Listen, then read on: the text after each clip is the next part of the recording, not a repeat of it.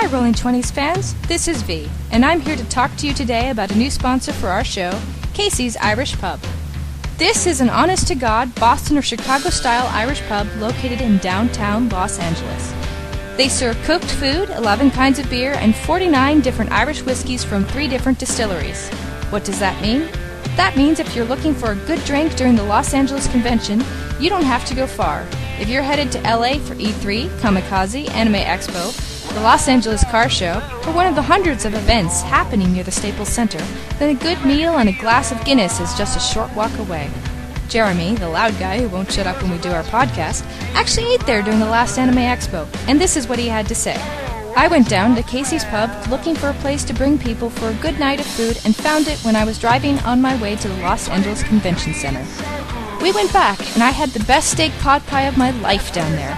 My wife had a good whiskey to sip, and 8 of us had fun talking and eating in a place that looked like it belonged in a movie. Casey's is just a couple of blocks from the Westin Bonaventure. That means it's close to one of the Anime Expo's shuttle stops. We're even hosting a photo shoot there during the 2014 Anime Expo. Email us about that at mspfreight@yahoo.com. So do yourself a favor and don't stock up on bad beer and try to mix something sitting at the desk in your hotel room. Ride the shuttle, get off at the Bonaventure, and walk to Casey's Irish Pub to get some drinks by their bartenders.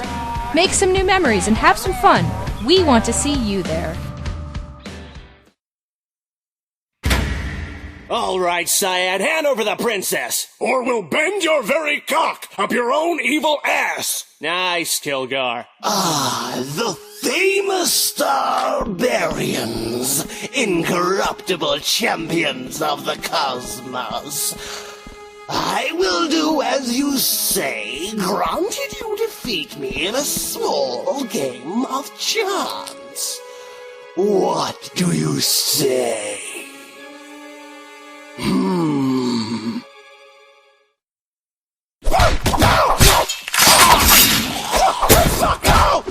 That's not fair! I won! Keep stabbing, Kilgar! Make his blood bleed!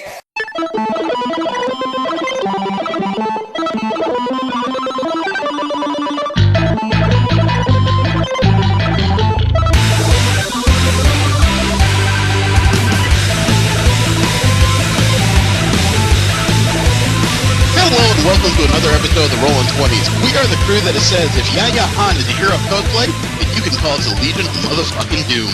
I am Jeremy. Jesse. And V. Remember, you can subscribe to this show and several others in the MSV library at missionstarpodcast.com. You can like us on Facebook. You can subscribe to us on Stitcher and on iTunes. You can follow us on Twitter at the Rolling 20s. You can send us any fan mail, suggestions for the show, or hate mail at mspfreight@yahoo.com. The clip you heard at the very beginning of the show is The Starbarians by Harry Patridge. You can subscribe to his work on youtube.com. The music you heard was by Machine Supremacy. You can find most of their music for free download at machinesupremacy.com with their latest couple of albums at iTunes and Amazon. How are you guys doing today? More awake than last weekend, apparently. That wouldn't take much. I was trying to explain to you before the show, there was so much snoring in different parts of the show. I couldn't take it out because it was during segments where we were actually speaking. Yeah, I don't even really remember most of the show, to be honest. I mean, I was listening to it, and it was kind of funny because every once in a while when we would prod at you, you'd say, well, that's interesting, or that's weird, or give the occasional, huh, and then it'd be silence from you for the next 15 minutes. Yeah, it was killing me. And I got up. Jesse woke me up after the show. He's like, hey, we're done. I was like, huh? I just got up and went to bed. I was like, nope, done. And then my mom calls me about 4 hours later and says, hey, what happened? I'm like, what? What's going on? She's like, well, we were supposed to go shopping. And I'm like, damn it. So, yeah, I still didn't get much sleep. Well, we tried to leave you alone. It took me a few minutes to find that red button for you specifically on the Skype. I've got people up my rear about Anime Expo. Oh. I got one guy that's really irritated me. You know how my room share is. It's it's a full weekend stay or it's nothing, because that's just too many days to balance out among people and try and find people to stay in the room only specific days and stuff like that. Yeah. Mm-hmm. Well, one guy suddenly sends me a money order for $100 and says, "This is for 2 nights. Is this how much it would take for 2 nights?" And the rest of my the 3 other friends that were going with me, I can't find them. So now I get to send him back a message and his money order basically saying, "Well, I guess you're not going." Wonderful. Yeah, so he could have just asked me questions or something, but no, he decided to send the money order as if I'm going to be obligated to just accept it. Damn. And the worst part is, with his friends doing this, I pretty much empties out one of the rooms I got, so I just don't see the purpose in doing this. Yeah. I mean, unless he plans on being in the room all by himself, in which case he gets to pay for the room all by himself. Yeah, you know, I can't float the extra, what, $1,200 it would take to fund the room? Yeah. Scheisse. You know, if I could do that, why would I be sharing rooms in the first place? Right. Mm-hmm. So, it puts me in a socially awkward position, but, you know, Steve and Jesse are fully aware it's not one I'm completely unfamiliar to or unwilling to enforce my rules. Yep. Well, it kind of needs to be done, so. Yeah. You know, the odds of finding that many people willing to pay a premium for the shoulder days, you know, the days before and after, in addition to the convention, not that great. Yeah, not with the amount of time. It's less than a month away now. It's literally 3 weeks. Yep. 3 weeks from today, I'll be surrounded by nerds in Los Angeles, and for the first time, I have no, really close friends going. I have a bunch of convention buddies and a bunch of great people, but usually I have at least one traveling partner or one person that's going to show up and knows me pretty well and is going to, you know, help settle things out. Nope, it's just me this year. Karen's not going either? No, she's lost interest in the Anime Expo over the last few years. She still watches anime and everything, but she and Brandon both say the convention isn't as much fun as it used to be. Yeah. Well, I can't really say much. I haven't been going for the past 5 years. About there. Yeah. Well, 4. Yeah, it has been 5. You were there in 2008 when they moved to the convention center. Mm-hmm. But I don't think I went the year after that. No, I don't think you've been since. We still got to see about getting the twins down to like ALA or something, you know, somewhere cheap and just actually get everybody in one place for once. That would be nice. Yeah, just got to get them out of the cave for a weekend. Yeah, well, for Jameis, it's not even the cave; it's just work. Well, we decided that this week we're going to do more of our comic book fixed points in times discussion. We're going to talk about events that have occurred, you know, almost exclusively between the big 2 companies because they're the ones that do these types of things, and figure out which of these events should and should not be still included in their continuities, as well as a couple that may just need a little bit of tweaking to make them better. We're going to go into our Kickstarter corner. The first one we have is one I don't want to say been debating, but it's one we've been kind of cynical on since we found it. It is A Night in New Orleans by Cos Couture. It's by Gillian O'Daniel and Christine Turner of Mobile, Alabama. They wanted to put together 14 notable cosplayers from across the internet, bring them to New Orleans for a photo shoot and eventual book of X-Men and Avengers cosplayers in the French Quarter of New Orleans. It's a decent idea. Mm-hmm. Their Kickstarter, however, ended yesterday, surprisingly. It ended on June 7th, 2014, at 71 backers at the end. The goal was $25,000. They ended at $2,899. Yeah. Yeah, I mean, it's kind of hard not to harp on the same item, but I think it's the same group of problems when it came to the Kickstarter. Most of the rewards had to do with getting a single print of your favorite cosplayer from the shoot at about $40. You didn't even get a copy of the book until $250. Yeah, it's just a little expensive. More than a bit. And you can bet if this book actually had a retail or if they were going to make extra copies to sell online, this couldn't have been any more than $60. Yeah, I know nothing about the pricing of everything, so I don't know how much it would cost to actually get a photo book printed. Well, to give you an example, It would cost a fair amount. yeah, if you did pledge $50 or more, you would get a group photo, one photo of apparently all the cosplayers in a group shot, a digital bundle of 20 shots, and your name in the back of the book. That you don't even own. Correct. At pledging $100, you would have gotten 20 shots, a poster size of the group shot, a full set of 15 postcards, and your name in the back of the book. That you That still you don't still have. don't own. Yeah. You don't have it at $150. $250 is the first time you get a copy of the tabletop book. And they only had one backer who paid $250. They had one backer who paid, or who pledged, I should say, $400. Nobody's paid anything now. They had nobody that backed at $1,000, which would have gotten you as a cameo in the shoot, but you had to make your own way to New Orleans. Yeah, that's kind of standard fare, though, too. There's a lot of those big ones where they're like, yeah, you get this amazing stuff, but you got to make your own way here. I will grant you that, but I would think that if you're just getting a cameo, like one part in this shoot, that pledge should only be about $500, especially since I got to make my own way to New Orleans. Yeah. I got to be able to pay for that ticket somehow. Yeah. Well, I mean, normally you do get all the other stuff before that, too, but... I know. It's just I'm also not a psycho on Heroes of Cosplay, which means, I don't have a fully functional lab of cosplay or unlimited funds via reality show. I have a day job. Yeah, well, I don't know how much they're getting funded either for that. Yeah, well, none now. We've also been following Sabertron, foam swords with electronic scoring. That's kind of a cross between the SCA and laser tag. That shit looks awesome. Yeah. It's a simple way to explain it. It is literally foam swords that you hit, and they have electronic scoring. This project has 6 days to go. It ends on Saturday, June 14th. Has 854 backers. The goal is $50,000. Currently sits at $137,782. If there's any lesson to be learned here, we want to know exactly how many times we're hitting you with that foam stick. But it's a simple but interesting idea, and it is one that plays well. If you have a pair of competitive kids and you're pretty sure they're not going to break this would be entertaining as hell.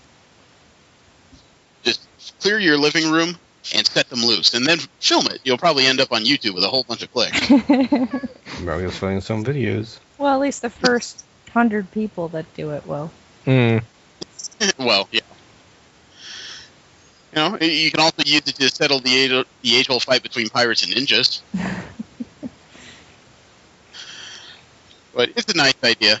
I do think it's a little expensive, though, because beginning at $99 is when you get a pair of these things. And you don't even get the illuminated versions. That comes higher up, which I think is about 140 or more. Well, I mean, it is a bit of electronics, so it's going to be a little expensive. I know. Just one of those things I wish it was a little more inexpensive, but when it's in the prototype stage, you can bet things are just a little harder to come by as far as materials. Yeah. Yeah.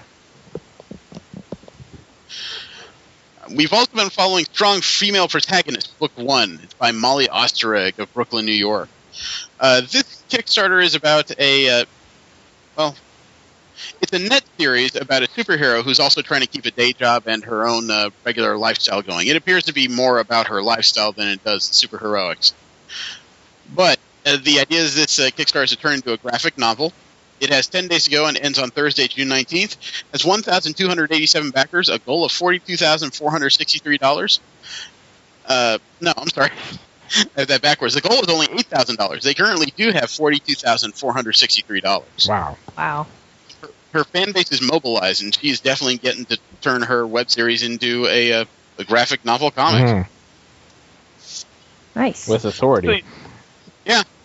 And in 10 days, if she can get about another $7,500, they'll improve the production on the book with better paper, and selected pages will actually be in color instead of the black and white. Nice. It's good to see when people actually galvanize behind something they enjoy. But let me see. When do you first get the book? There's a few rewards at $45 that are all gone. She had 26 that included a doodle of your choice inside the signed book, plus a Kickstarter exclusive print. Actually, what she did was she originally had 25, and then she doubled it just because of the response. That's pretty damn good. I guess the first time you get the book is at the $45 level. I see at the $40 level you get a digital copy of the book. Oh no, I'm sorry. Here we are at $35, signed copy of the book. $30 the book. At $22 you get the book. It's pretty inexpensive. I guess that is on par with a lot of graphic novels, though. I would think so with color. More than likely. Well, I mean, it's black and white, so maybe a little cheaper than I'm thinking. Let's see. Something that ended was Basic Adventuring 101, LARP web series, Season 1. It was being done by Kristen Brumley of Morgantown, West Virginia. This is a series that was supposed to be by LARPers to show LARPers as they wish to be shown instead of as comic relief or as some kind of fringe item. This one ended 6 days ago, so that would have been, what, the 2nd? Yeah, about there. It ended on June 2nd. It had 187 backers. The goal was $25,000. They ended at $16,974. With 120 what backers? 187 backers, and they ended up with nearly $17,000. Wow. Wow. Wow, yeah. Wow, indeed. People definitely put money in behind it, but at least per person. But it was more than, or it was much less than they needed in total. Yeah, but still, that's impressive. If they just change a little bit of it, they might succeed the next time. Although I'm not really sure what $25,000 funds out of that whole thing, but I'm wondering that myself. It seems like a lot of that may just be production equipment if they're using LARPers as a part of the stage crew, because LARPers know a lot about construction of unusual items. true. Mm-hmm. And it's not like they'd be putting together, full-on metal swords or anything. They'd probably be using the same kind of gear LARPers would, I would imagine. Yeah, although I do know one group that constructs a full castle whenever they do their mock battles and whatnot. So it's not an awful idea, but that was part of the discussion we had last week, was that you're marketing this directly at LARPers, which is all well and good, but, LARPers definitely see themselves differently compared to how a lot of other people see it. right. Well, I'm assuming they're marketing it for LARPers, but they want to spread it out to a wider audience because that's kind of how they're marketing it. But yeah, I don't know what the delivery system would be. It's just that therein is the difficulty, because you're, you say you're trying to show the reality of LARPers, and a lot of people already feel they have the reality of it. It's weird. Yeah. And you can't exactly force it on people. Here, watch this. Yeah. Embrace the weirdness. If you don't do it, I'm going to do a critical strike right across your chest. It's all about presentation. Maybe if they added a segment that wasn't just LARPing, maybe there was a segment of day-to-day life, presented more of a documentary maybe instead of just a web series. Yeah, although they've already done 2 of those, documentary-wise. Really? Yeah.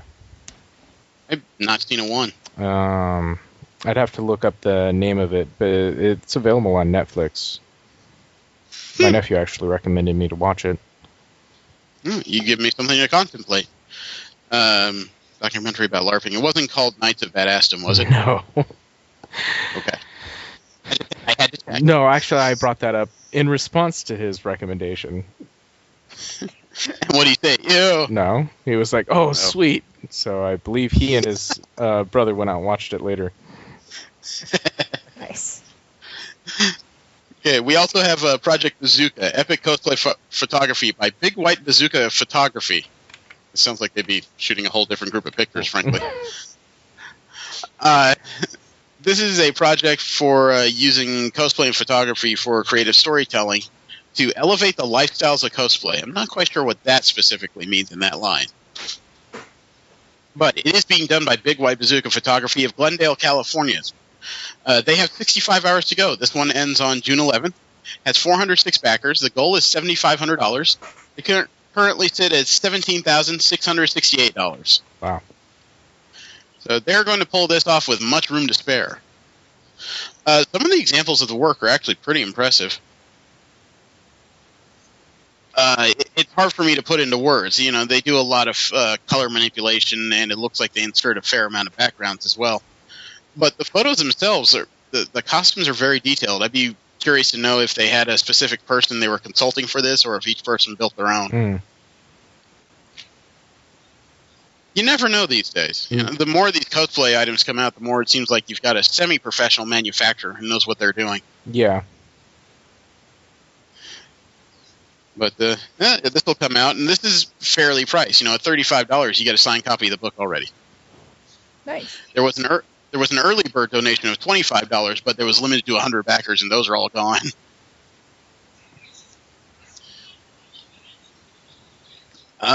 This is something that perked a lot of ears last week. The Hollywood Sci-Fi Museum. New Starship of Los Angeles, California. They're the ones responsible for the attempted recreation of the Enterprise D bridge. Right. Mm-hmm. They're trying to put together funding to make an official science fiction museum in Hollywood, California. What was that? Sorry. Just reacting to the Science Fiction Museum. This is not a scoff I expected. No, they I'm want to put excited together for it.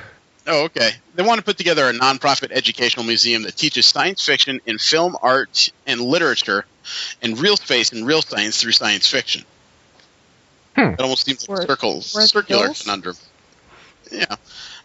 They only have 7 days to go. This ends on Sunday, June 15th. They have 676 backers. The goal is $82,300. Currently sits at $43,518. Nice. It's going to be a tough pull, though, to get 30,000 or 40,000 in a week. I'm not to say that's not possible. The guy that runs this thing says that they've had pretty good donations from several sizable companies already. Maybe he could convince somebody to put together the other half of the money. Yeah. I just do not know if that's going to happen. I would like to see it happen. This is an impressive idea, including replications of like famous cars throughout science fiction, costumes, robots in science fiction, as well as real life robots that have been produced. Yeah, it sounds like such a cool idea that I have to wonder, like, why aren't people backing it? I would just imagine they haven't heard of it. I didn't hear of this till last week when I was looking up Kickstarters for the show. Would have loved to have known about this as it was starting. And this would have had to have started about 4 weeks ago. Yeah. Maybe you can contact LeVar Burton and get a little bit of that money from the Reading Rainbow Kickstarter. I'm sure LeVar Burton would be all over that. That Kickstarter's actually hit a little bit of controversy. What? The Reading Why? Rainbow one? Yeah, somebody was looking it up, and they figured out that the Reading Rainbow Kickstarter, if the show was restarted, would not be on a non-profit channel like PBS. It would be a subscription channel on the internet. I can still get on board with that. Mm-hmm. Yeah, it's the person, I don't know what their ideologies are, but they did have a decent argument in that it's kind of hard to convince kids to read more when you're trying to convince them to jump on a website and pay a subscription, or have their parents do it, to go through the computer and watch videos to convince them to read more. I'm not seeing that as much of a problem because I think that parents will get things for their kids because they'll especially if it becomes a hot item, like, you know, trendy or whatnot. Yeah, I'm seeing it more of like a tie-in. You know, you show your kids the videos, it makes them interested, and they're like, oh, well, you know, can I read this book? Can I read that book? Yeah. It's just a matter of presentation. Yeah, you know, it was one of the. Sorry, as long as there's like cross advertising, I don't see it as an issue. Well, like I said, I was reading the article, and they put together an interesting argument. Mm-hmm. You know, I would like to see the show continue, but at the same time, you got to at least consider the possibilities that person was raising. Yeah, no, definitely. I would like to see some form of it become available for a non-profit. The next crowdfunder we have is a favorite of ours. It's Solar Roadways. Yay! It's amazing we started talking about this like about a week or two before it suddenly went big, and I saw it on the news. Mm-hmm. Somebody wants to replace the Roadways of America with hexagonal solar accumulators. They want to turn cities and roads themselves into America's power grid. The goal... This was on Indiegogo, or it still is, actually. It's going till June 20th after an extension. The original goal was $1 million. They currently sit at $1,990,263. Nice. This obviously is not going to start the project countrywide, but it is enough to at least get a prototype together. You know, pick a location, install it, see how well it works. Right. I have high hopes. So do I. This actually has gained a lot of traction, at least in social media and television. It could be an interesting way to replace a serious problem in how our power system works. Not to mention what kind of fuels we use, frankly. Mm-hmm. You know that the last place this would be installed, if it's successful, would be like coal-producing states like Kentucky, Tennessee. They would hate this. I kind of think that, you know, if nothing else, it would be interesting for the electric or hybrid cars out there. It would be very easy to make electric charging stations along the road that way. Yeah. Yeah, you could probably put them in right next to what you call it? Fuck. You could probably put them right next to parking meters. Huh. Yeah. I mean, that's not to say there wouldn't be issues with trying to get this working. You would have to not just dig up the streets, you would have to dig a channel next to each of them for the wiring that these would require. Mm-hmm.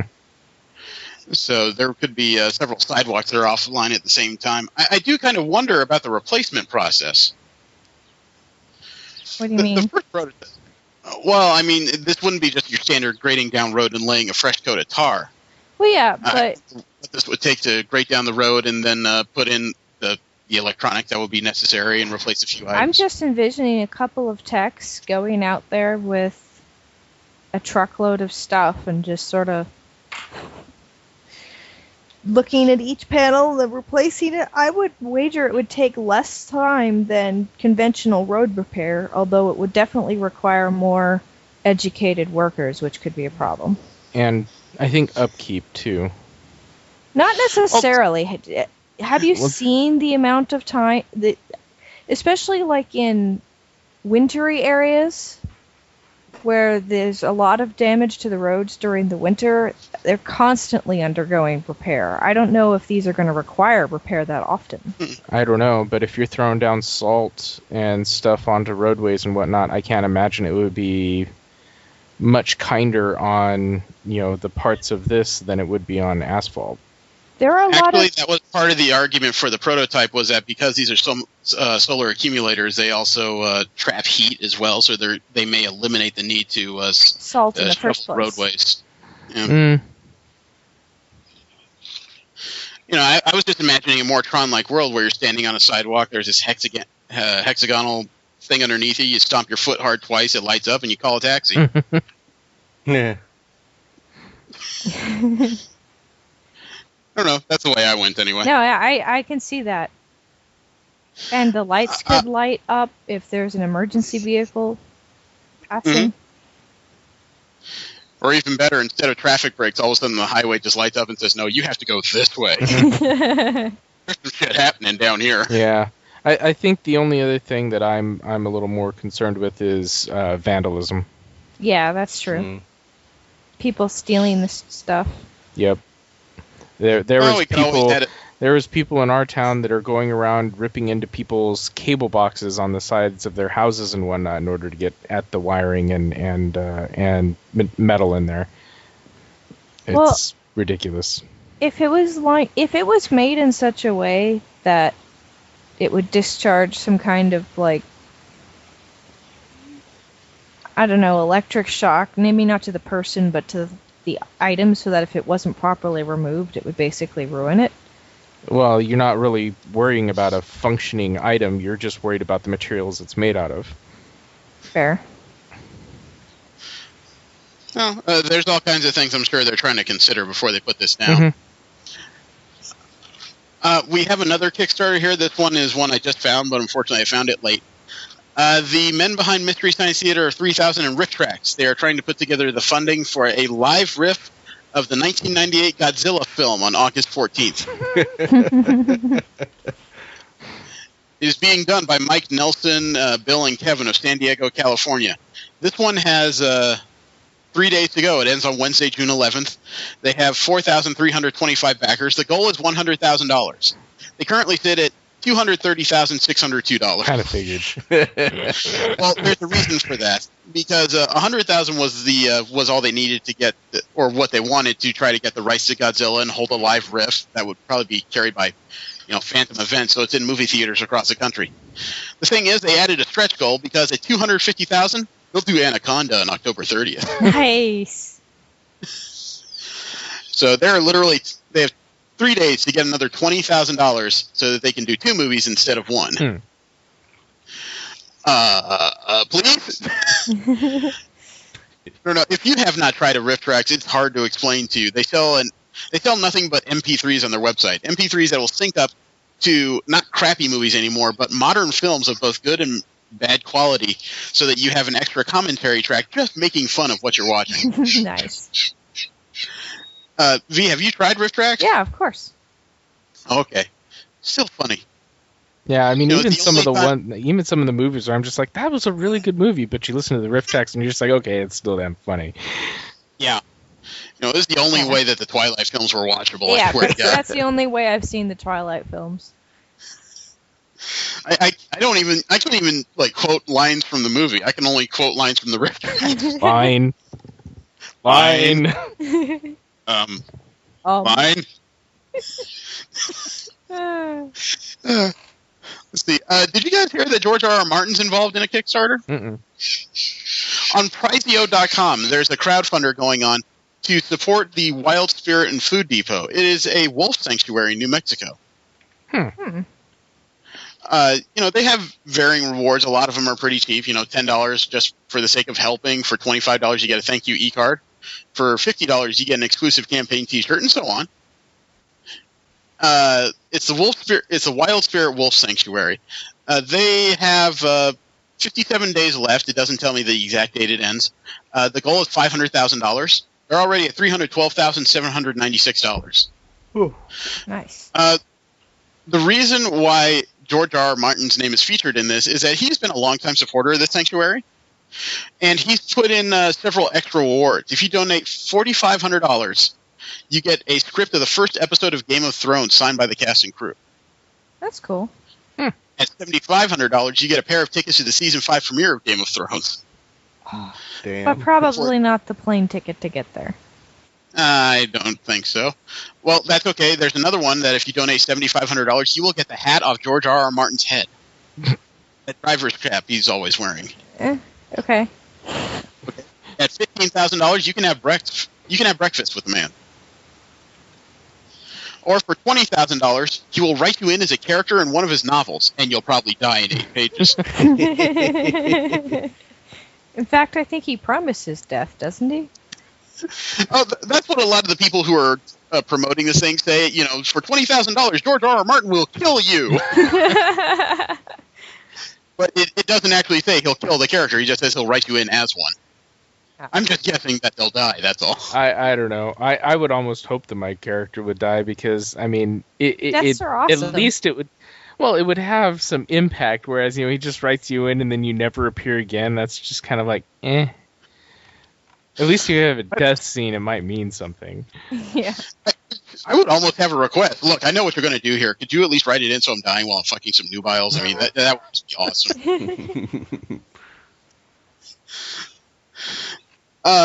Something I found by Ethan McDonald of National City, California, is the Comic Library.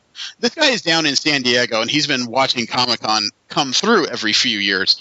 He had an idea while watching all that to put together a comic book library in San Diego. It's a different type of idea. It has 43 days to go. It ends on July 21st, just before Comic-Con, oddly enough. It has 4 backers. The goal is $175,000. He currently has $17. Mm-hmm. Aha. I know the way I presented that was with a thud, but I can't fudge the numbers. He currently has $17. Advertisement. Yeah, he needs to put this out there. There are some fans that would do it, but it's another one of those things where we discuss when you're trying to put together a brick and mortar type crowdfunder, you got to have kind of donation goals of something you can send out to people. Yeah. Because this will be really important to comic fans probably in the Southern California area if they're aware of it. Outside that, it'd be hard to say whose interest this is. Because would it be cheaper for me to spend $400 to fly across the country to go to the comic book library? Or should I spend about $50 to buy the graphic novels of the items I was planning on reading? You get what I'm saying here? Yeah. Yeah. Or buy a subscription online and get it all digitally. Yeah, there's that too. So this is... it's the right idea at the wrong damn time. This would have been really interesting about 15 years ago, but Comixology and several others make it so much more convenient to just pay $15 and stay at home. Mm-hmm. Grab a soda. So I wish the guy well. Is just timing is what it comes down to for me. The last one I have is Pale Blue. It's a video game Kickstarter by Tinker Games of Bandung, Indonesia. Okay. I know what their technical support is going to be like. They want to put together an epic 2D side-scrolling action and stealth adventure game with a new twist. Even evil has story to tell, as they put it. This has 11 days to go. It ends on Thursday, June 19th. Has 793 backers. The goal is $48,000. They currently have $36,816. This is going to be close. Yeah, this is coming down to the wire. They have about a quarter of the money left and a little bit under... actually, a little over a quarter of the days to go if this is a 30-day Kickstarter. They've got a good shot at this. They have several stretch goals at $53,000, $63,000, and $68,000. At this point, you really just have to worry about the primary goal. Mm-hmm. They say that, or according to the Kickstarter, it says that in this game, you're going to be taking control of Ellen in the semi-free roaming environments, coupled with a variety of gameplay mechanics that will capture the hearts and minds of action platform fans.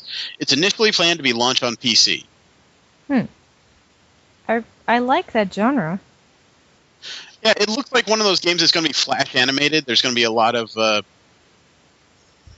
don't know about hand-drawn, but at least pixelated animated style attacks and everything. It does look pretty fluid by the few GIFs they put on the screen.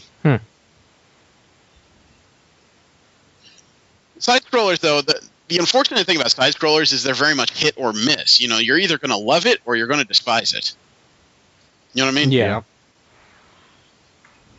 So hopefully I hope it goes they well. provide for controller support as well, because platformers especially can be a little bit awkward Unwieldy. with a keyboard.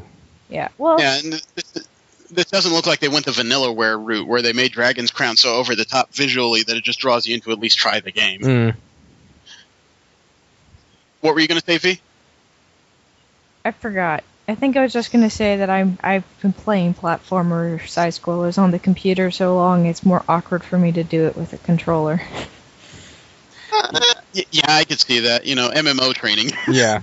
Well, honestly, I don't even have a problem necessarily with the keyboard. It's usually the mouse, if it involves that kind of a control. Oh, yeah. setup. Most of the platformers I play are freaking old ones before the mouse was invented, so...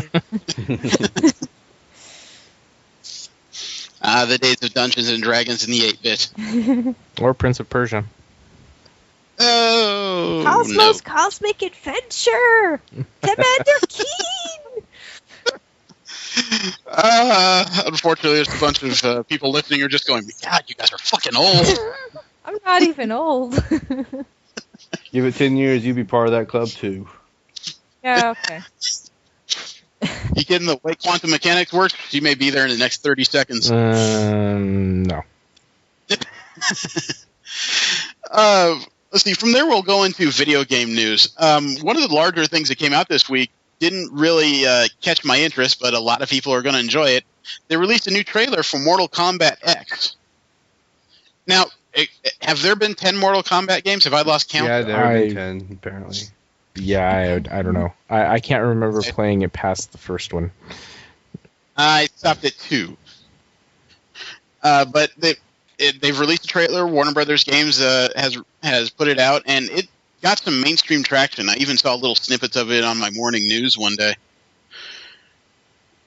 But it's apparently part of the Mortal Kombat reboot that's happened recently.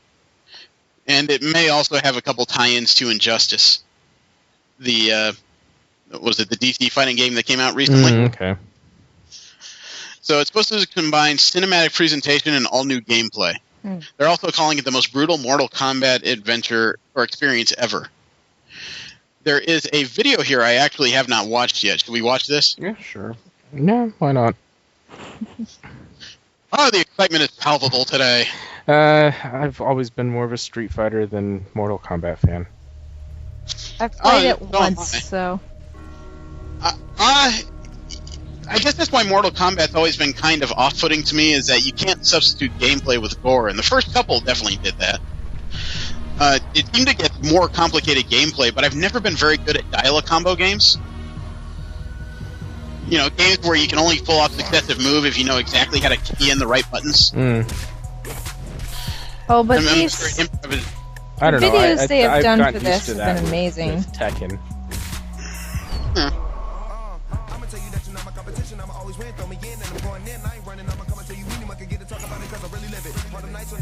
Video's kind of interesting. Watching it, though, is more like a kung fu movie than a fighting game. There's a lot of hard-hitting single punches that seem to be followed up by just the stunning of the opponent. Did the guy just turn into ice and then That's Sub-Zero. Yep. Okay. I wonder if you can actually do Gymkata in this game. I saw him swinging on the tree branch. Yeah, apparently, there's interactive environment that was something they got from Injustice.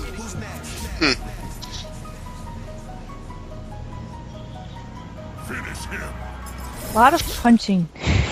It's Mortal Kombat. I never really liked Mortal Kombat due to how visceral it is, but I wouldn't care about the visceralness, but I just they should put that on a poster. I just like more variety. No, what do the critics have to say about Mortal Kombat 10? Lots of punching, V. She kicks high. yeah, no, I've seen this trailer before. And yeah, it's not as fast as or action oriented as like other fighting games I've seen. Yeah, like, well, it seems tamer than Soul Calibur. Which is funny, because Soul Calibur is not at all gory. Seems more brutal than Soul Calibur. I always thought of Soul Calibur as much more technically minded. I guess. I'm kind of a button masher. Well, my thing about it is, they show Maximus those along. those X-ray moves of them, crushing bones and breaking arms and whatnot. It's like, it kind of takes away when that guy comes back and starts punching you with that same arm you just broke. Yeah, Yeah. exactly. I also kind of liken that whole thing to Zack Snyder. When he came out with 300, everyone really kind of got on the bandwagon about that whole slow down during these visceral moments or these heavy punches. And I don't like that because it breaks the flow of combat. Whether it be video game or movie, I don't like it when the tempo suddenly shifts like that so I can pull off one move. I thought it was appropriate in 300 because it was a story being told by David Wenham's character. Yeah, comic book movie. Let me see. Did you guys know that there's a fan remake of MSX Metal Gear? I don't know what that What? is. So The original Metal Gear is getting an HD remake. Oh. They're using Valve's Alien Swarm engine, and the mod team is Outer Heaven. They're recreating the grandfather of Metal Gear Solid. Not only that, Konami has given his blessing to this project. As long as they're not doing it for profit, they can do whatever the hell they want. Awesome. nice. So they get to recreate the game. I wonder if that means it's going to be side-scrolling like the original, or if they're going to add a 3D element to it. You'd almost have to add a 3D element to it these days. Yeah. I'm sure it's one that Steve will lose a lot of time and life points on. Life points. Oh, he kind of moves into a different zone of reality when he gets into certain games. Yeah. I am a completionist. I am too. playing Metal Gear Solid 2 and getting everybody's dog tags, that was annoying. I would almost say because of Steve's completionist nature is why I became a better Red person, because he would kind of shut down and not do a lot of things. So I would flip through books and figure out what I like to read. Well, this was back during the era when not everyone had a personal monitor in their room in addition to a television. You know, this is when there was only one giant tube in the house, and you kind of had to pick and choose your moments. Right. Yeah, fight for the controller. No, we never fought for the controller. It was literally, okay, is it my turn yet? What? Okay, never mind. Oh, wow. Me and my brother always had to fight for Reading the the damn thing. X-Men. Okay. Me and my brother used to have to fight for the damn thing, and in the end, my dad won. Sounds like my kids playing Disney Infinity. Let's see. Xbox is finally supporting external storage for the Xbox One. They will allow external hard drives to hold your games. Hooray! This would I be didn't highly know this was a necessary. thing that was on the docket, but Well, they've been talking about it for a while because remember our discussion about limits on data that cable companies are putting on of like 350 or 500 gigs, Uh-huh. which for gamers is absolute hell. Yeah. I don't know if it's in preparation of that idea or if enough people just complain, but the Xbox is finally going to allow you to plug in an external hard drive. I'm not quite sure where the USB port is on the One, but so you can store your games off-site so you won't be re-downloading it every time you have a seventh game on your system. Oh, great. That's That's more good. peripheral equipment that Microsoft can sell to them. oh, Oh, come on. I You don't know know. you're I mean, they're they- thinking about that. Well, I don't know. There's 32 gig of flash drives out there now. There may be 64 for all I know. as long as it's benefiting both the customer and the company, I don't have an issue with it. It's a decent idea. I mean, they've also taken off the Kinect. They've also taken the Kinect out of the bundle so that they can sell it at $399 retail. Yeah. Cool. No, I'm still not sorry about owning the Kinect. It's a nifty little device. I just want to see more games making use of it, like Dead Rising 3. Well, that's the thing. I mean, if you're not going to have games making use of it, then it really becomes kind of a non-factor. Well, my problem is I don't know which games are making use of it because only recently did they announce this change, and the Xbox One library for right now is still largely developmental. Yeah. There's only, like 24 games out for this thing. The next burst of games comes out somewhere around the holiday season. That's when Kingdom Hearts 3 comes out, that's when Halo 5 comes out, and a few others. Right. Yeah, I'd be more interested probably in just buying it so I could play what games I am interested in, and if I find out there is one that, requires it later on, then I'll be like, okay, I can pick it up, and the game. Well, speaking of video games coming, is anybody familiar with Terraria? Yep. Ooh. Ish. What? Ish. I know- I've never played it, but I own it, but I've never played it. I've seen it played. What game? Terraria. Terraria. It's like Terraria. Terraria. Oh, yeah, it's I on played that. it's on Steam. I played that. Oh, well, not anymore. Oh. It's coming to the Xbox One and PS4 later in 2014. Well, yeah. They Well, it's stopped- still on Steam. Yeah, they stopped work on it almost a year or so ago, and now they're coming back to it.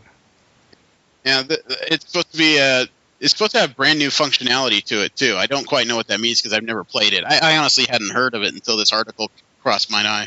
It's imagine a side scroller version of Minecraft. I'm out. It's simpler than Minecraft in a way. I imagine it would be looking at the graphics. It looks like some kind of hybrid scroller I would have played back in the 8-bit Nintendo days, but it's just not of my interest.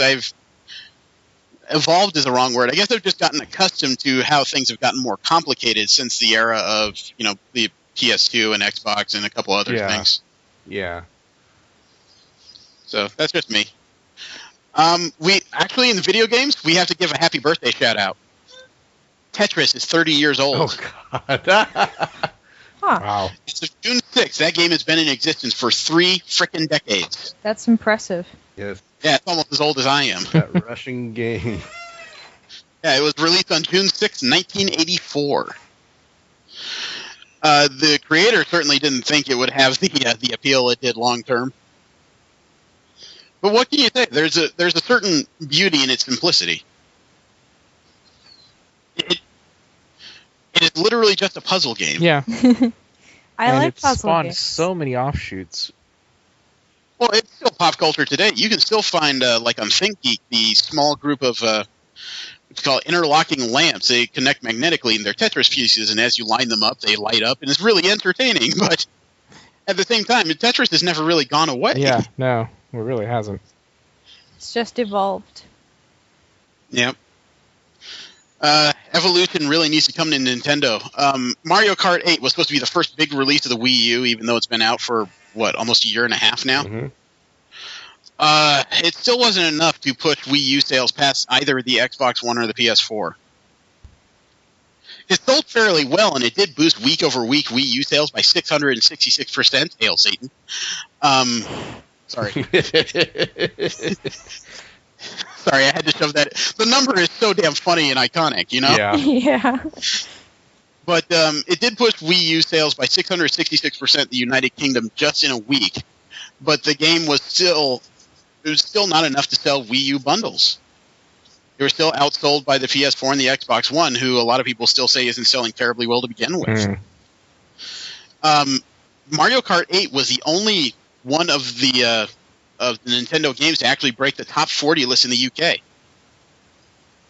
Every other title on that list was either on the PS4, Xbox 360, Xbox One, PS3, or even the PS Vita. Wow. So they've really got to come up with a new strategy because this console is not working. They're still dominating in handheld markets, as long as people aren't, playing on their cell phones, I guess. But still, they got to change strategies. And it was also announced just yesterday, Nintendo of Europe is closing its office in Grabesheim, Germany. A lot of them are being moved to the Frankfurt office, but in addition to that, 130 employees have been laid off. Ouch. So there's just a whole bunch of measures here that are not working well for Nintendo on the regular market. I'm not a fan of where Nintendo's gone, but I would really like to see them turn it around because, A, these are the systems I grew up on, and B, innovation is good for any competition. Competition makes everything better. The more viable competition you have, the more great products people are really trying to put out. Yeah, I think I they're can taking agree way with too that. hard on innovation. I don't know. I mean, I would say they haven't worked hard enough on innovation when your new system is, look, you see this Wii thing? We're adding another group of RAM chips, a slightly better processor, and look, a tablet. It's like playing with tablets, right? No, that's innovation, but kind of like left field. I would just I like think to they're see more of On something that's not that complex. that. Yeah. We will move into Marvel media news, and the biggest news from last week was that Edgar Wright has walked away from the Ant-Man project. Mm-hmm. Since then, Marvel has been on kind of a hunt. Michael Douglas came out and did say he was disappointed he wouldn't be working with Edgar. He says, quote, "I was very disappointed. I'm a big fan of his movies. It's a very disappointing situation. It happened very late in the game." He likes to throw in that word disappointment. "I don't think anybody's quite recovered. My heart goes out to Edgar. He's been involved with the project for a long time, but he's talented enough that you'll be hearing a whole lot from him. And I'm sure with a little vengeance," unquote. I don't know about that last statement, but, it is kind of sad that a guy who's been working on this film since 2006 is no longer on it. Yeah. But there was news just yesterday that they have found a director for the film. It only took them 6 days to get a director for this movie. And Marvel and Disney have picked Peyton Reed to helm the film. You guys know that name? Nope. No. You know Zombieland? Yes. Oh. It's the director. Oh. Okay. Not only that, they've hired another writer, Adam McKay, to help rewrite certain segments of the Ant-Man script.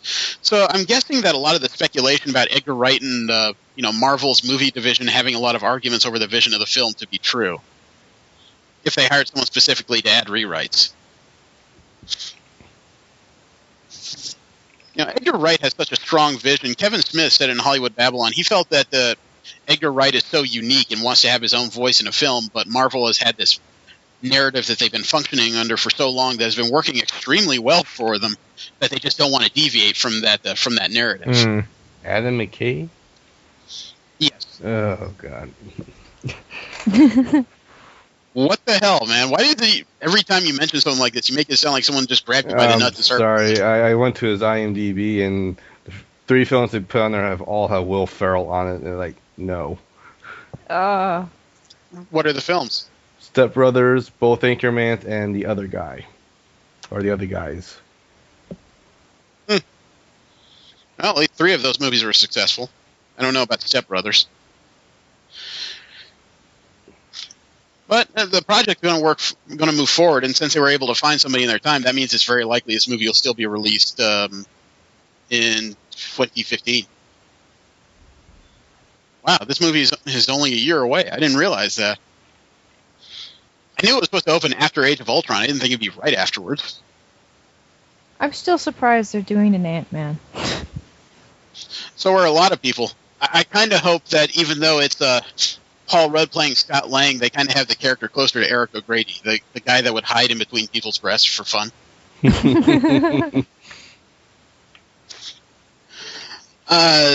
Also in Phase 3, it's been announced that, of course, Marvel is very interested in Doctor Strange as a movie, and they're pushing forward with that one as well. It's no longer rumor. But what is kind of a rumor is that Marvel says, or somebody has said that Marvel may be interested in Tom Hardy or Benedict Cumberbatch to play the title role. Tom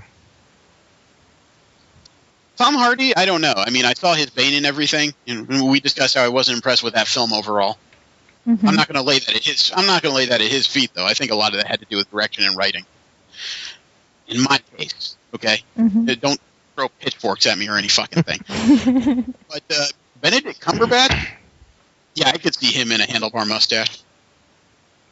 Oh, I'm having difficulty picturing it, but I'm sure. Colin from Star Trek Into Darkness. Yes, and more famous for Sherlock. Yeah, she doesn't know Doctor Strange, though, so that's hard for her to comment on. Oh, okay. Yeah, I can't help you there. Yeah. But they have picked a director for the movie. His name is Scott Derrickson. The funny thing is, though, all of his big movie credits are horror films. He's been known for Deliver Us from Evil, The Exorcism of Emily Rose, and Sinister. They haven't hired a writer yet for the movie. So I don't know if they're going horror necessarily, but they're definitely going spooky with the direction of this film. I don't know. I'm kind of on the fence because Doctor Strange has never been something I'm very interested in as a comic character. Yeah. I don't know much about him, yeah. I don't know. We'll have to see because I wasn't very much into the character of Captain America. More into it now. Yeah, true enough. Yeah, if they come up with an interesting story, then that's, pretty much the complete battle right there. Right, and it's been proven that a successful movie will drive sales of whatever characters the comics are written on, up. And I mean up. Speaking of which, X-Men Days of Futures Past is the highest-grossing film in the X-Men series after 2 weekends. It surpassed $500 million. Wow.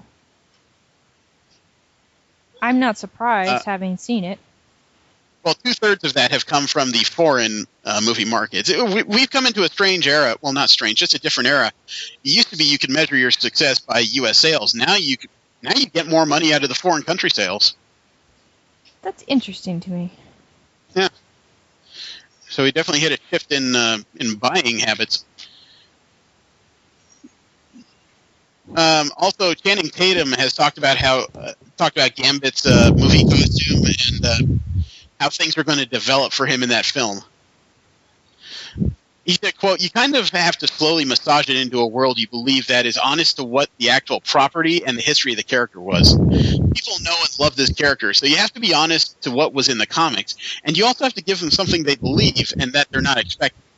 And so it's a really delicate line to walk on, and we're just going to take our time to figure it out," unquote. Makes sense. It does. My only request for this character would be no pink armor. Yeah. Yeah, I don't really think they need to go that realistic on it, or that faithful to it. Yeah. The more they talk to Channing Tatum, surprisingly, the more he actually seems to have a grip on the character and what a lot of comic book fans anyway expect from the movies. Mm-hmm. So that's interesting. I admit I've never really heard his interviews. All I've ever seen is his stone-faced jaw in a bunch of movies, and I don't quite know what to make of that, because you never know what kind of person there is behind there. Yeah. But Gibson, everybody was in love with him because he's handsome. Turns out he's a goddamn nut. He was handsome? Each their own. I guess. Well, he wasn't ugly, at least. Yeah. Well, speaking of the X movies, Rob Liefeld has opened up and said that X-Men Apocalypse has changed Fox's X-Men franchise plans.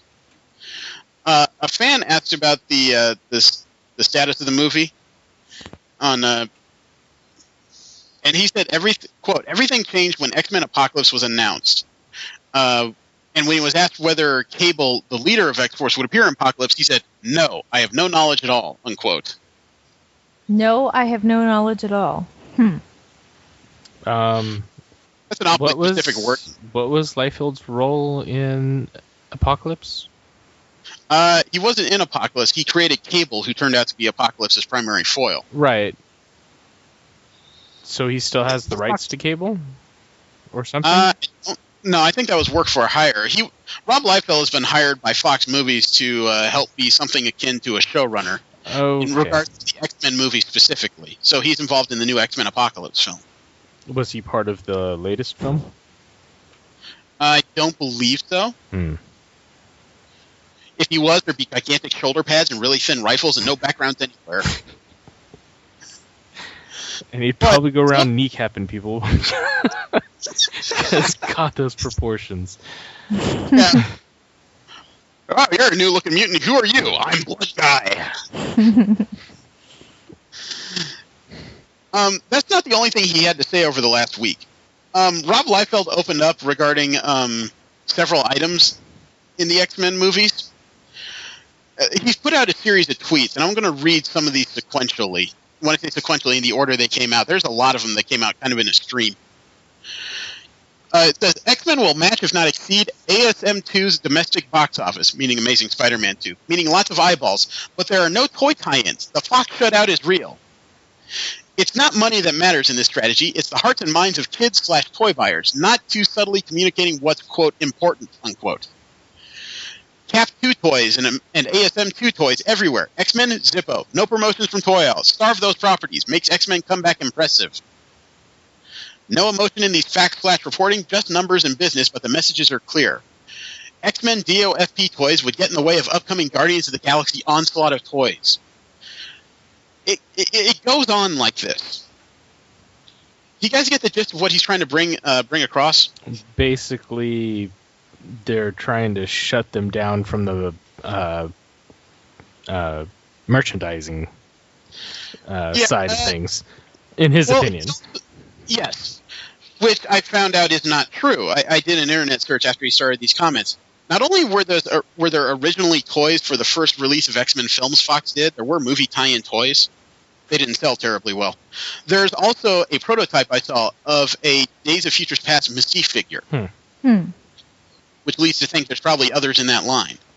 And I've seen the pictures of the figure. This thing does exist. So Marvel is trying. Whether or not they put them out is unknown. And these are all Toy Biz, which are the guys that had worked on the latest, Marvel Legends figures. Okay. So he's talking out his ass. Liefeld is just kind of ranting. He also claims that Marvel is planning to cancel the Fantastic Four comic book in an attempt to scuttle the movie. Really? Yes.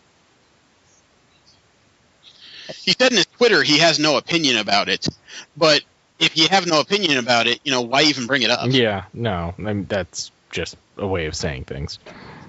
So, I wasn't much of a fan of Liefeld past his early run in Image Comics. This makes me think he's a flat-out psycho. Well, people get impassioned about things they're involved in, and, since when has the truth really stopped people? That's a good point. Damn. Well, I'm sure he'll come at us with a bunch of dual swords. We discussed, I think, a couple of weeks ago, Avengers Station. It opened up in New York. They supposedly put a faux shield station somewhere out there for you to walk through and see memorabilia from movies and kind of immerse yourself in the cinematic Marvel history. This doesn't sound familiar? I think it was like 3 or 4 weeks ago. I kind of remember. A long time ago. Yeah. Yeah, sorry. Well, Steve, I know you were asleep. That was only last week. No, it's a 3D, supposed shield station you can walk through with several interactive exhibits and items. Yeah, no, I remember this now. Well, they've opened the first one in New York, and I think this is going to be moving around the country slowly. But there are pictures of it on an article that was on The Verge. It even has a room that's dedicated to like the 1940s version of Captain America and some of the gear. They even have a room that's nothing but SSR memorabilia. The intelligence agency that worked with him in the first Avenger, the one Peggy Carter was a part of. Right. They also have modern versions of that stuff. They have a report on gamma readings throughout the U.S. They have recreations of suits used by the Black Widow, Maria Hill, Hawkeye, even Phil Coulson's. They also have the cryogenics department where they're keeping the copies of the super soldier serum and the containment device for the Tesseract.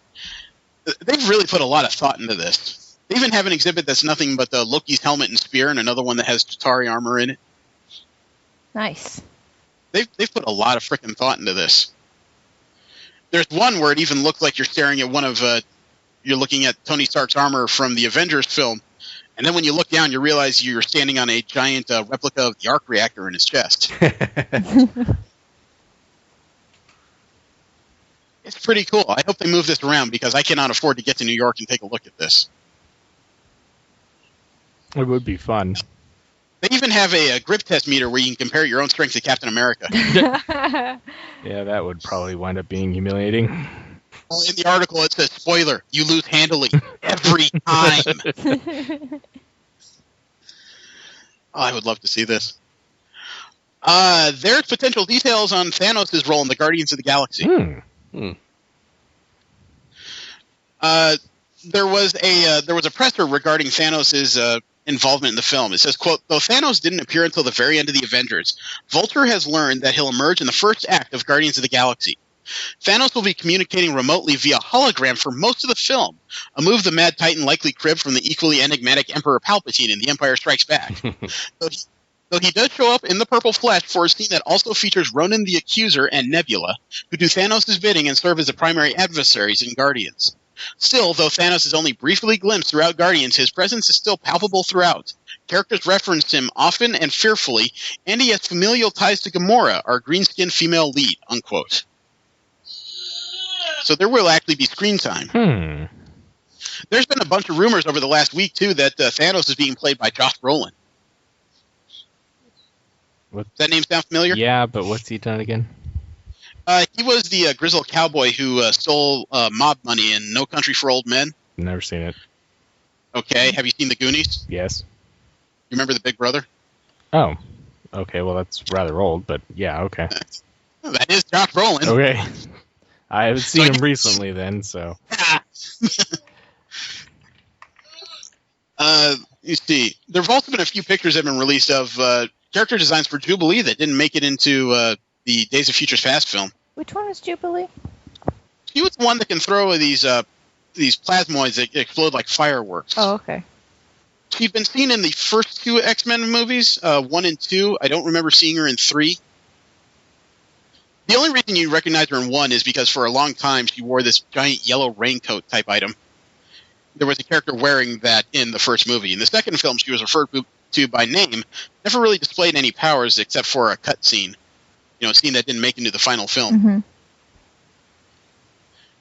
She turned into kind of a cult character recently. I'm guessing half of that is only because we want to see her get her powers back. The whole vampiric thing is a little one-dimensional, at least compared to the X-Men.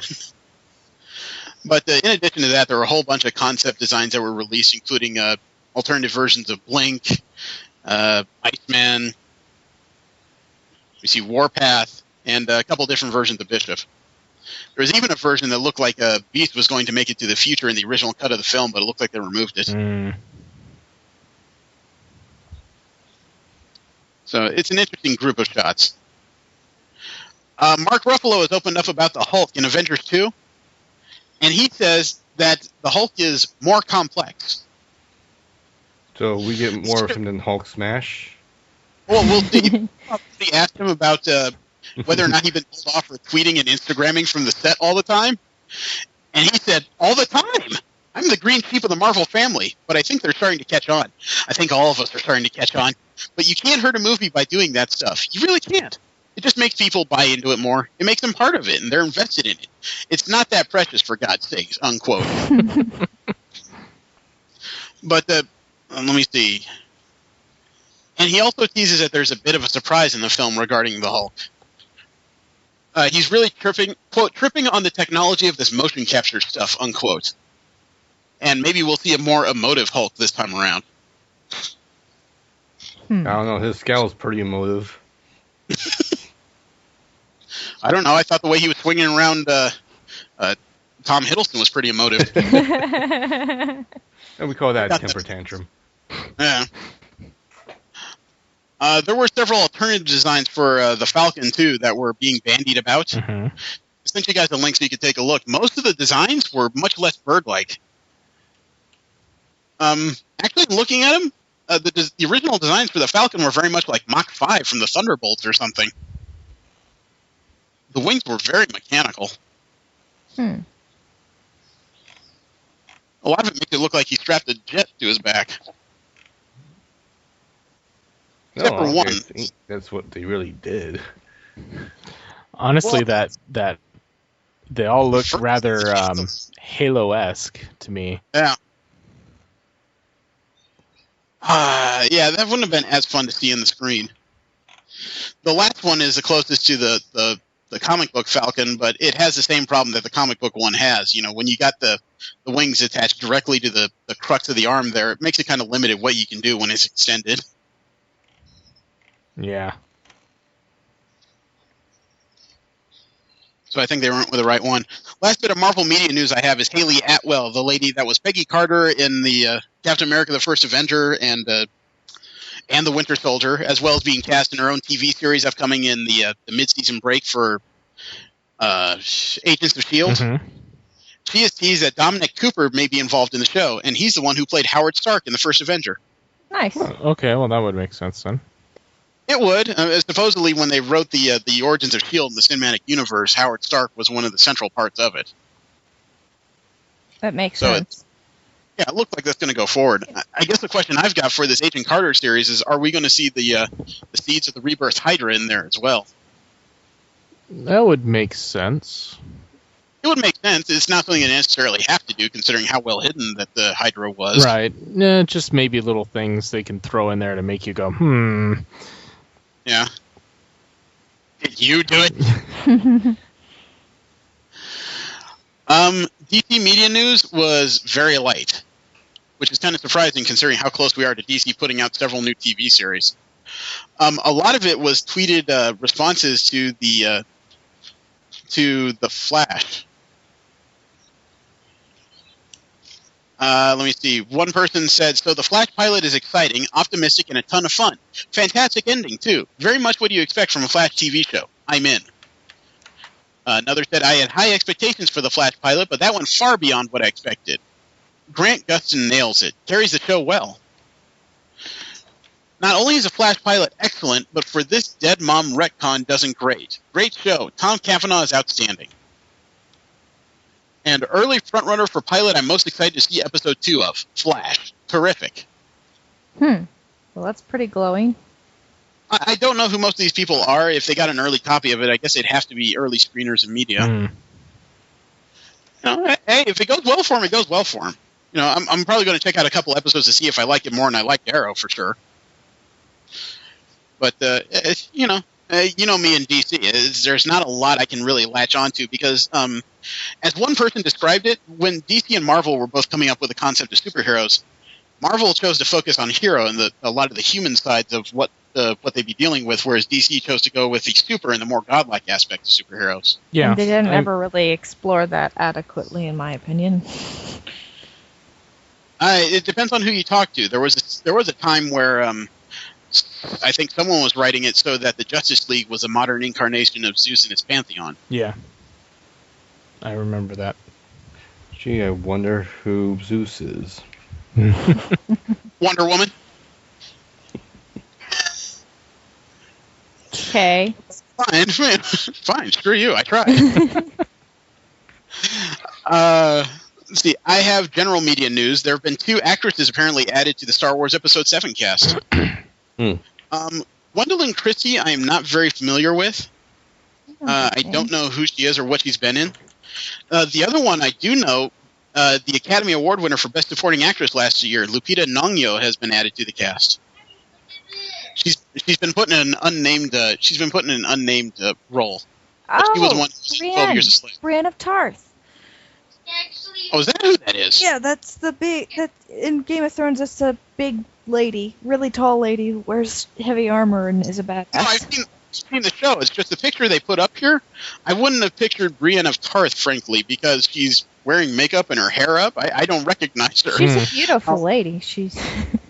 I'll send you the image URL because I know V's at least seen the series, and I didn't recognize her from this photo. That's not the mousy, kind of dour lady I've gotten used to. No, yeah, that's a very. She's, like I said, she's a lovely lady. They had to ugly her up, actually, for the. Okay. Speaking of Star Wars, there have been leaks from the set.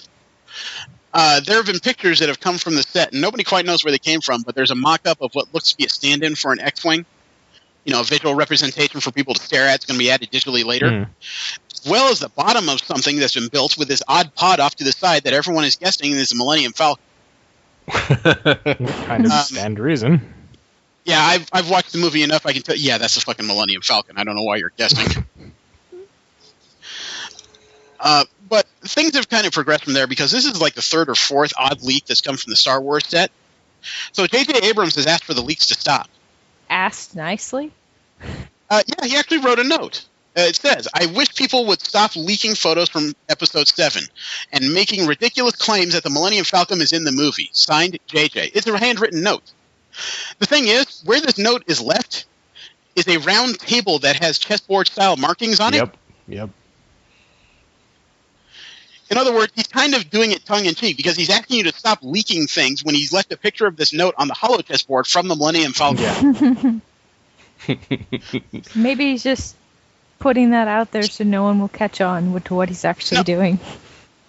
With everybody. This guy is such an egregious nerd. He's just effing with everybody. Yeah.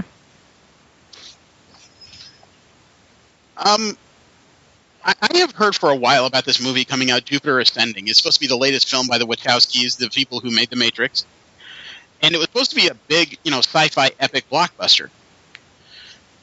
It must not be doing well in tracking because the movie was supposed to be released late this summer. No. The original release date was July 18th. The movie is now being released February 6th, 2015. Wow. Not a good sign. No, I mean, February is a very weak movie season, isn't it? Well, it just, for me, I mean, if it's being released next month, then they've got the, what is it, Tom Cruise movie that's out right now. Edge of Tomorrow. Yeah. They may have just been worried about spillover. I think they may have been worried for a different reason, because July 18th, that means they were staring down the teeth of a release of Guardians of the Galaxy. Yeah, that's another very good reason to be like, oh. That's like saying, look, I can swim the Atlantic Ocean, and then everyone else says, you're doing great. By the way, look behind you. Finn!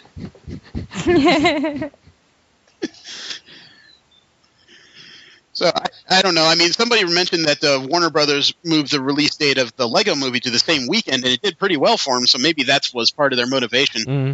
I don't know. I would say if it's a strong movie, you would think they just leave it put. Because this so far has been a summer for pretty good returns in summer blockbusters.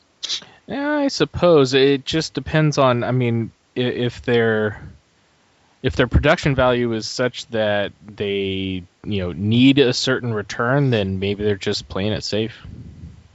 Could be. You could be right. I have an uncomfortable question. Uh-oh. No. Which of you masturbates? What? Never mind. That wasn't the question. I just wanted to see who was paying attention. I didn't actually hear what you said. I was asking who in this room masturbates. Do we really have to answer that? Thankfully, no. The uncomfortable question I have to ask is, who in this room is a My Little Pony fan? I Yes. still haven't watched it yet, but yeah. I'm Yes, repelled. I am. I'm repelled by the color scheme. Okay. The creator of My Little Pony, Lauren Faust, Yep. or at least the person who created the most recent television series, I should say. Yeah. She's making a new animated comedy. Medusa. Yes. She's turning her attention towards Greek mythology and producing an animated movie comedy about Medusa. Yeah. Screenplay is being written by the guy who wrote Ants, Todd Alcott.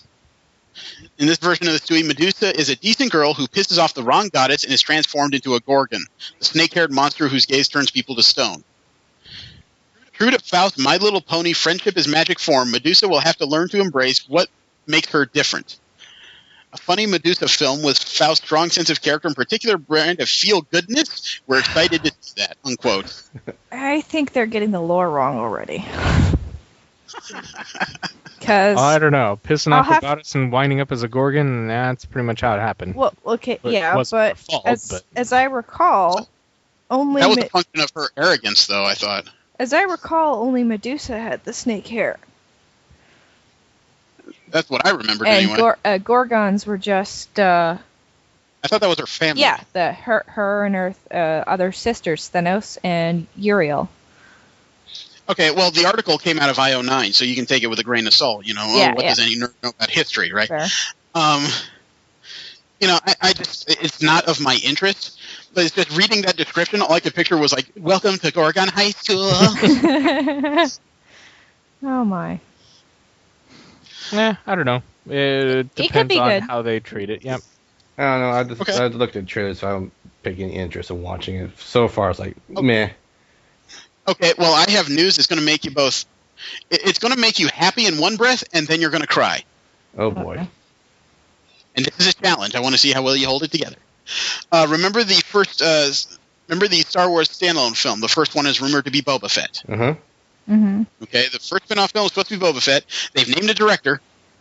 Directing this film that may be Boba Fett is Josh Trank, the man who helmed the Fantastic Four movie. Oh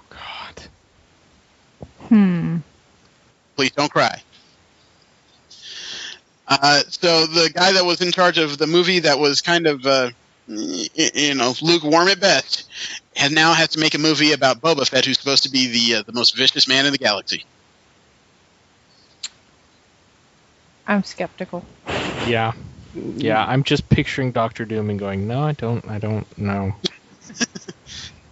You think Darth Vader's going to start throwing out bad puns about science? I don't even care about Vader. If Vader doesn't show up in the film, no big whoop. But yeah, if Boba Fett winds up anywhere close to how Doctor Doom showed up, yeah, no. No. I wish I could say I reserve judgment, but based on the Fantastic Four movie, I have a lot of judgment. Let's see. We'll move into Marvel comic news. There's been a cover that's been introduced. You know how Marvel's hitting a big 75th anniversary of a lot of its creations this year, I should say. Yeah. Okay. Well, they're not celebrating 75th anniversaries. They're celebrating 100th anniversaries. Oh, sure. That old. They're doing a group of Elseworlds issues where they're looking into the near futures of a lot of their characters and properties. I sent you guys a link to a group of covers that are going to interlock in several of these one-offs. It has some interesting characters stuck on it. Right. You know, it has Cyclops and looks like an armored version of his X-Men uniform. I see Sentinel X and Tempest behind him. I see Wolverine in something that looks like a symbiotic samurai costume. I see Venom that looks more symbiote than man, frankly. I see what looks to be the Fantastic Four in a thing that's mutated more than I've ever seen him before. I see a raccoon. Yes, I see a gun-toting raccoon right in the cover. But did you notice right above the raccoon is a Star-Lord that has breasts Huh. and hips and has hair an awful lot like Agent Brand from Sword. Almost swear It's okay, that's but it's hard to tell from there. Well, I also see Beta Ray Bill. Oh. I think I see someone that's supposed to be Doctor Strange with a mohawk. He's behind the background. I'm not sure who the woman is up front. It looks like it might be Rogue in a different costume. Is that supposed to be Nimrod in that corner? What corner? The right-hand corner at the top. I think that's an Iron Man. Wow. That looked like a muscled-out Iron Man. Kind of reminds me of Nimrod. Yeah.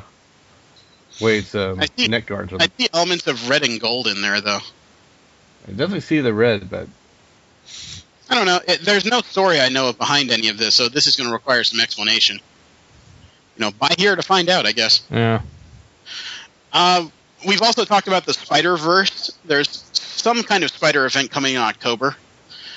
And they've already started to release solicits regarding special issues called Edge of Spider-Verse. It looks like this is going to be one of those stories where alternate versions of Spider-Man start popping up. The first issue has to do with the Peter Parker of the 1930s who finds himself up against Mysterio.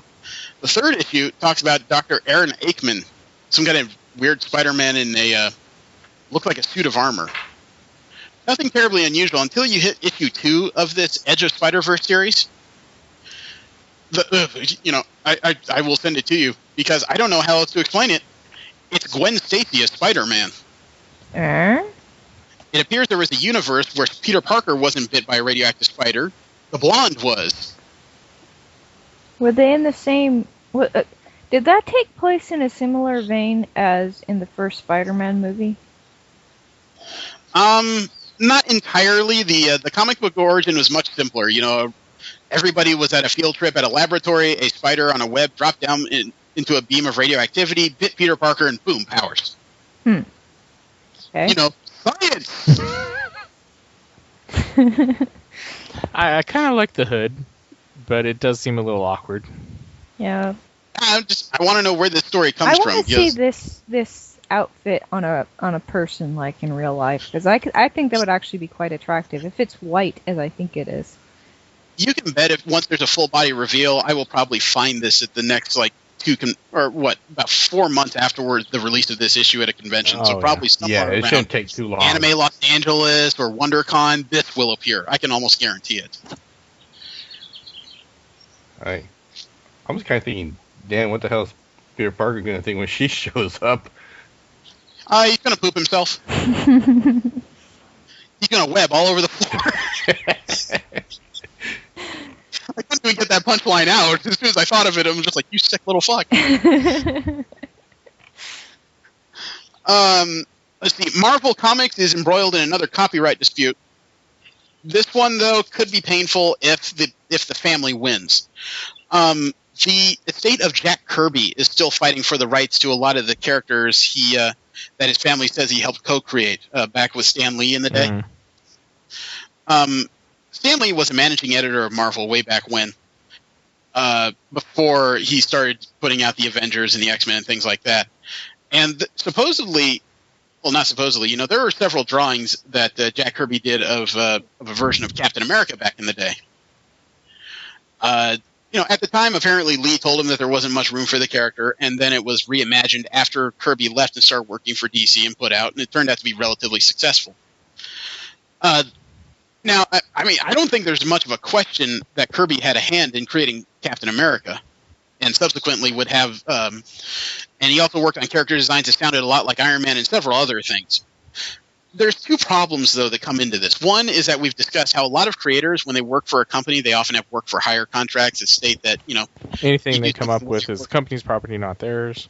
Yeah. Exactly. That's even the case at, like at my company. Right.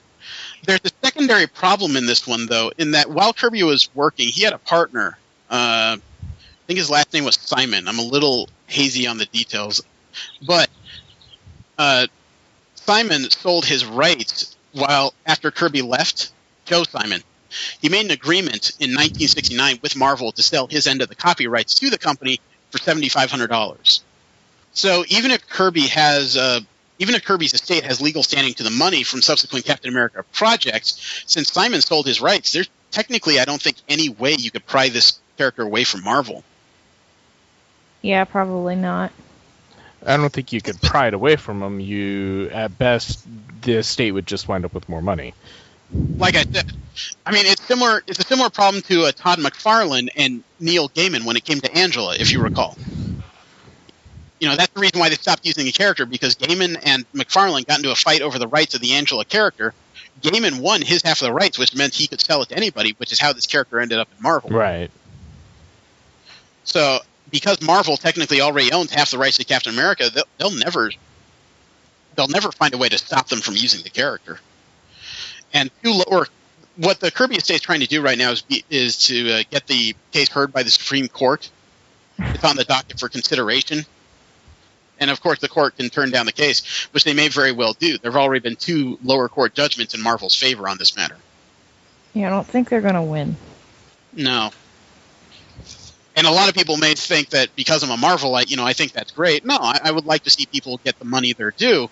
At the same time, there's just so many legal hurdles and precedents already been set in this matter that I don't see an avenue to win. Mm-hmm.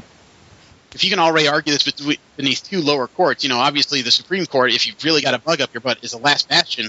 But the likelihood they're going to overturn 2 lower court cases, very slim. Yeah, if you're looking for a precedent in that, just look at all the the laws to limit gay marriage in this country that have been overturned on constitutional values. Mm-hmm. And that happens in subsequent courts all the way up to the Supreme Court. I just don't see in this case the copyright issue is going to be changed either. So it is what it is. I expect a legal fight, but I don't expect one that the Kirby estate's going to do well in. Last bit of Marvel news I have is that there is an artist who's been recruiting talent. He moved up to talent recruiting for Marvel in European countries. His name is Stevie Cebulski.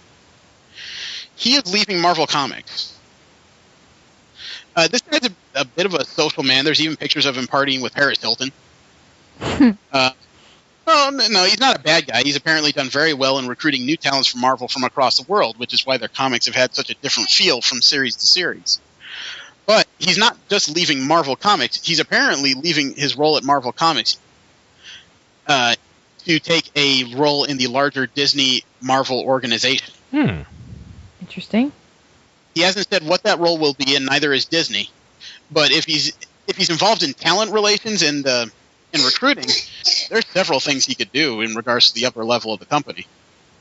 The obvious road would be making sure that are overseeing the consistency of Marvel movie properties, but that's already being done damn well by Kevin Feige. Right. The idea I had that comes to mind is maybe they want to use him to add a creative and a knowledgeable eye when it comes to adapting Marvel properties for live events and theme parks. It's an idea, there's no guarantee I'm anywhere near correct on this. But it would seem to be within the realm of possibility. I mean, he's already doing stuff that's non-art related, and he's directing individuals, so he may be just the guy you need to make sure that everything is consistent in regards to a 3D world. Shoot, I would still like to see them rip up the Tom Sawyer Island that they've just thrown pirate banners over at the Disneyland, turn that into a smaller version of Marvel's Raft Penitentiary. I think that'd be a fun idea, but then again, that belongs nowhere near the French Quarter. You know what I mean? Mm-hmm. Steve, are you awake? Yeah. Okay. Had to make sure the silence was palpable. Well, at least I'm not snoring. He's never gonna live this down, is he? No. Yes, he will. He's gonna see me in 4 weeks, kick me right in the dick, and say, "That's where the snoring joke's, asshole." Let's see. As far as DC comic news, I only have one item. Jeff Johns. Wow, air. Try again. No. You refuse. Jeff Johns Jr. is looking forward to a new story called Superman: Men of Tomorrow. It appears to be part of this 5-year Jump initiative, and they're introducing a storyline where there's several Supermen running around. According to Romita, they want to throw Superman into new situations. That's going to be kind of difficult after 70-some-odd years. Yeah. I'm not saying that to be facetious or just hate on Superman. I'm saying that even with the reboot, there's 75 years worth of fucking stories you got to get past. Yeah. it's hard to come up with original stuff after all that time. I grant you that is difficult. Still, would have liked to have seen one consistent narrative. I'm so tired of reboots when it comes to this character.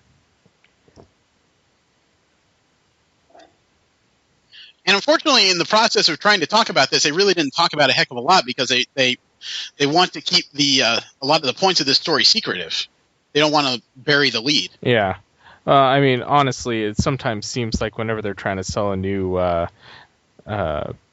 idea or something like that, they start talking like politicians. They talk a lot, but they don't really say much. Yeah. That's actually an excellent way to put that. I did not see that coming. I did not sleep with that giant Kryptonian. His penis was huge, but I have not seen it. Sorry, even I'm embarrassed by that one.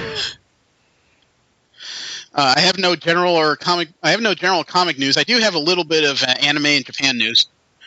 First off is the big one a lot of people are talking about. There's a new trailer that's been released for the brand new Sailor Moon Crystal series. Mm-hmm.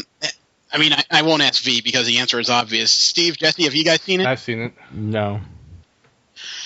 If you want to see it, I can send you a YouTube. Why not? It's a minute and a half. It's not terribly long. Now, in watching it, I'm kind of on the fence because it does have a lot of aspects that make the character designs look similar to the manga. It's kind of a throwback, but I've also noticed that in the process, the facial expressions on this character are pretty blank. The eyes are always huge. The mouth is constantly this little bitty oval. I think that's a flashback to the original style, though, really. Yeah, it is very evocative of Clamp, but we've also discussed how certain things don't translate well from one medium to the next.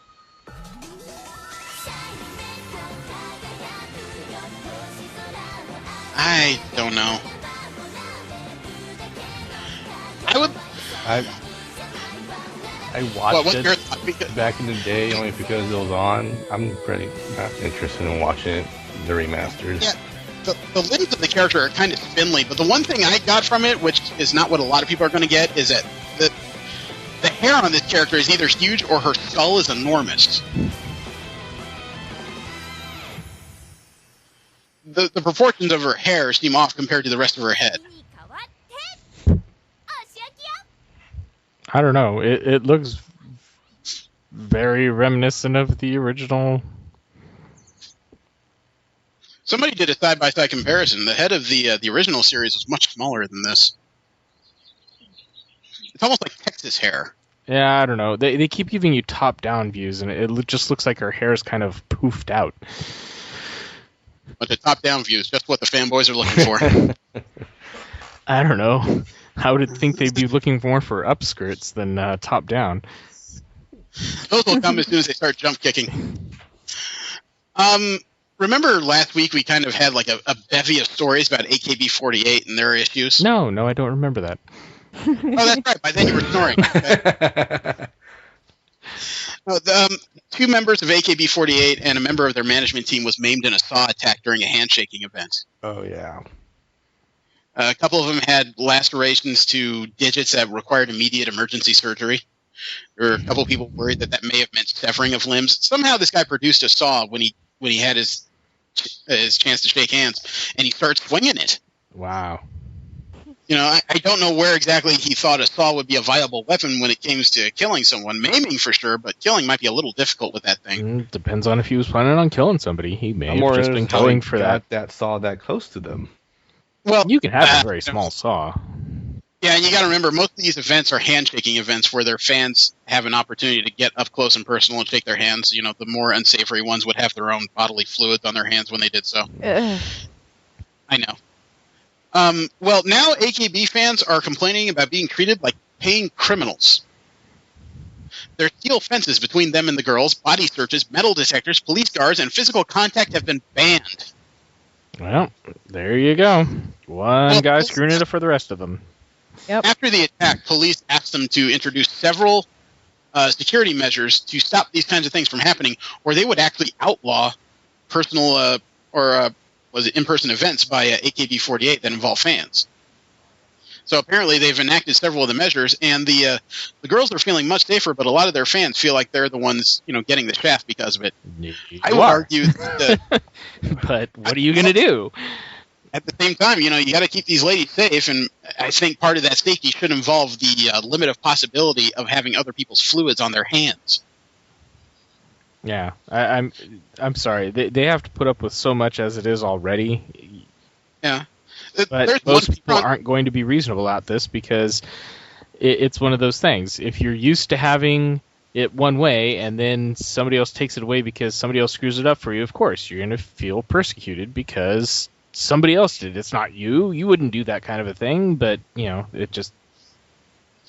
Well, there's one picture that kind of sums up how these handshaking events go for the girls. There's one picture where you can see like 3 of them shaking hands almost simultaneously with different fans. And the person on Sankaku Complex that had this picture blew up the faces of the girls. All 3 of them have a combination of faces that just say, "Oh my God, what's wrong with you? Thank you, there's something sticky there. And what the fuck is that smell?" So, I'm not a fan of the band, but at the same time, if their safety can be guaranteed by some people's inconvenience, I'm all fucking for it. Yeah. They don't deserve that, nor do they deserve to be treated like overpriced whores, but still. Yeah. Speaking of AKB48, there is one farmer, who was so busy trying to get votes for the CDs that he didn't want to interrupt his business, so he actually hired somebody to open CDs for him. What, really? Yeah. Okay. A 42-year-old strawberry farmer was responsible for 3% of the 15,570 votes that saw Sahashi, one of the band members, Rino Sakahara, elected in 2013. And he vowed to see her to victory in 2014. 3% of that vote, so about 5,000 votes. No. Yeah, roughly 5,000 votes he's responsible for by himself. Wow. And he had plans to buy at least 4,600 votes in this year's election. They actually elect a most popular member every year. They call it the queen of the particular band. And this year's unveiling of the queen was in a public place. It was in a stadium. Despite torrential rain, the place was damn near full. You people are scary, I swear to God. Fanboys. Yeah. The reign of Rino Sakahara is over. This year's elected queen was Mayu Watanabe with 159,854 votes. Considering that we've read like 4 different stories of people who bought anywhere between 20,000 and 200,000 of the CDs just for their individual votes in the cases, I wonder how many people were actually voting. Yeah, I don't know. Good question. But at the same time, if they were able to fill a stadium... Who knows? Maybe it was filled with people bringing their various employees with them. I don't know. This is one section of Japanese fandom I cannot relate to. We'll put with nerd interest news, and there is a lot of space news in this one. Space. How about the Godzilla Earth? What? No, it is not an Earth filled with atomic lizards. Damn. It is a world that they think may be capable of sustaining life as we know it. It is 17 times the Earth's mass. They call it the Mega Earth. Nice. And they say that the scientists are saying that this new planet has, quote, profound implications for the possibility of life, unquote, on extrasolar planets. Of course it does. Well, the thing is, researchers thought Mega Earths were impossible because any planets that big would attract hydrogen gas and thereby make them a gas giant. Jupiter-like. Mm-hmm.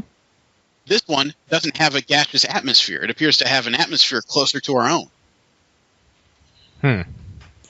It's orbiting a star called Kepler-10, 560 light-years away from Earth. So it's a bit of a drive.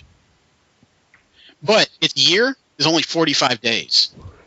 Wow, it's going fast. Its solar system is more than twice as old as our own. They estimated born less than 3 billion years after the Big Bang explosion. This thing is impressive as all hell by the artist rendering anyway. I almost wonder if it's bigger than the star it orbits. I would also wonder what the moons look like on this particular planet. Yeah, that would be interesting to see. It's got to be a hell of a view. And they've also found that what they think is the oldest known planet that could support life. It's called Captain B. Kapteyn-B. It's in the Omega Centauri cluster. It's orbiting the remaining core of a dwarf galaxy that merged with our own billions of years ago. Captain B and Captain C are both 11.5 billion years old, 2.5 times older than our own planet. Wow. This was the research on this was done by a team from Queen Mary University of London. They were on a boat. Trying not to sing that song. Ew. Let me see. Captain B, though, is warm enough to support liquid water, so it's a potentially habitable exoplanet. It's only 13 light years away from Earth. So if we make a star drive, it's obtainable. This would be an obtainable trip. And we're researching warp drive, so convenient. Speaking of which, there's a Klingon mission for space missions now. Say what now? There's an astronaut named Stephen Swanson who's famous among Browncoat fans for bringing up the Firefly and Serenity DVDs to the International Space Station with him. Nice. He's commander of Expedition Number 40, and he's a little disappointed in the original design for the mission insignia because it was rejected by NASA. The reason why it was rejected is because it is an asymmetrical design that is centered by the symbol for the Klingon Empire. I have sent you the designs. He even tried to sneak it in a couple times by disguising it underneath the missile for the trip. Oh, that's cool. He's a pretty slick mother to try and fit that in, but it was found. I love the batleth there, too. Well, no, that's the original design for the Klingon Empire patch. If you look underneath, those are the two patches he tried to design for the 40 trip. You see where he tried to hide the central point of the Empire underneath the rocket? Yeah. He tried hard.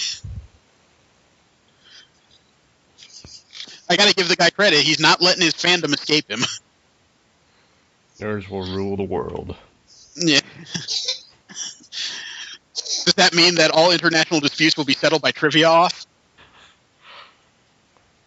I hate those things. Now, I wonder if he had instead used the IDIC symbol, the Vulcan symbol, if that would have gone through. You can just imagine his boss being some like mouthy guy with a button-up shirt, tie, and glasses who just looked at the paper, looks up at him. Are you seriously trying this shit again? You know who I am. I will turn you down in Klingon, bitch. Does that involve a little bit of blood? I will own you at the next D&D game, asshole. Let's see. There's pictures of a 4-galaxy collision. Ooh, I want to see that. 4 galactic clusters collided. It doesn't say... the region of space is about 5 billion light years from Earth. But no less than 4 clusters of galaxies came to a rather violent and complex collision. I mean, this is one of the things I picked up from Cosmos about galaxies colliding. I was kind of afraid that when this kind of event occurs, everything in them is annihilated. Judging by it, though, it's more like everything in them just kind of melds together.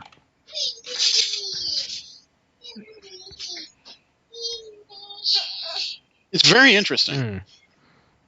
A cosmic train wreck. Yep. More, kind of like a cosmic rumba, because everything just kind of comes together. It doesn't die. Well, moving at that speed. Well, I mean, we're already moving at that speed. It's all relative, obviously. Right. Well, how about this? Did you know Virgin Galactic has gotten the green light for space flights? Huh? The U.S. Federal Aviation Authority signed an agreement on May 29th clearing the path for commercial space flights from the Spaceport of America in New Mexico. Huh.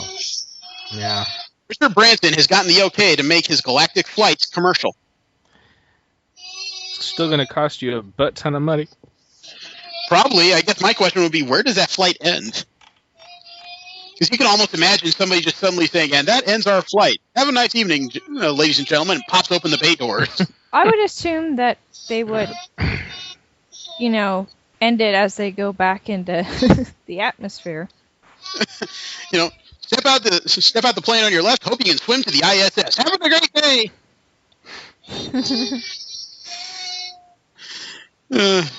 Usually, these commercial shuttles allow for, landing. Usually, you would kind of hope a repeat business would be part of the business model. Yeah. Let's see, V. I have bad news for you. Uh-oh. NASA has warned that the plan to send humans to Mars may fail. Yeah. I was kind of afraid of that. Well, they say that NASA has been warned that its mission to send humans to Mars will fail unless it revamps its methods and draws up a clear, well-planned strategy to conquer the Red Planet. I know that they're currently interviewing people that they want to send on a one-way trip to Mars. That much has been pretty clear. But I do agree that that NASA's plans probably need to be updated because there needs to be a strategy to get people back if necessary, I think. Yeah. There's some things, it's like if you have a major cardiac event, unless the people you send up there are well-trained in all kinds of medical acumen, those people are gone. Yeah, what if we just... At the same time, though, would you send somebody that has the, possibility of having a cardiac problem? Yeah. Or higher risk of it. Yeah, that's the thing. You just never know. There's all kinds of underlying diseases that people have undiagnosed for just decades. Yeah. Which is true, but again, you can't really plan for something like that. And besides, what if we find out the Martians are real? I guess I just question the plan in general, just because of my own ignorance to it. I would like to know how many people they plan on sending. How big is the colony that they plan on building? Details. Yeah. How sustainable is it without another shipment being sent for X amount of time? And what is that amount of time? You know what I mean? Mm-hmm. Because if you're going to make a sustainable colony, that means there has to be an eventual, at least second rocket to that place to replace individuals who die either by accident, altercation, or just plain aging. Mm-hmm. So there's all kinds of questions I have that they're probably not going to talk about because right now this type of plan needs to be very hush-hush to keep other people from replicating it or doing it faster.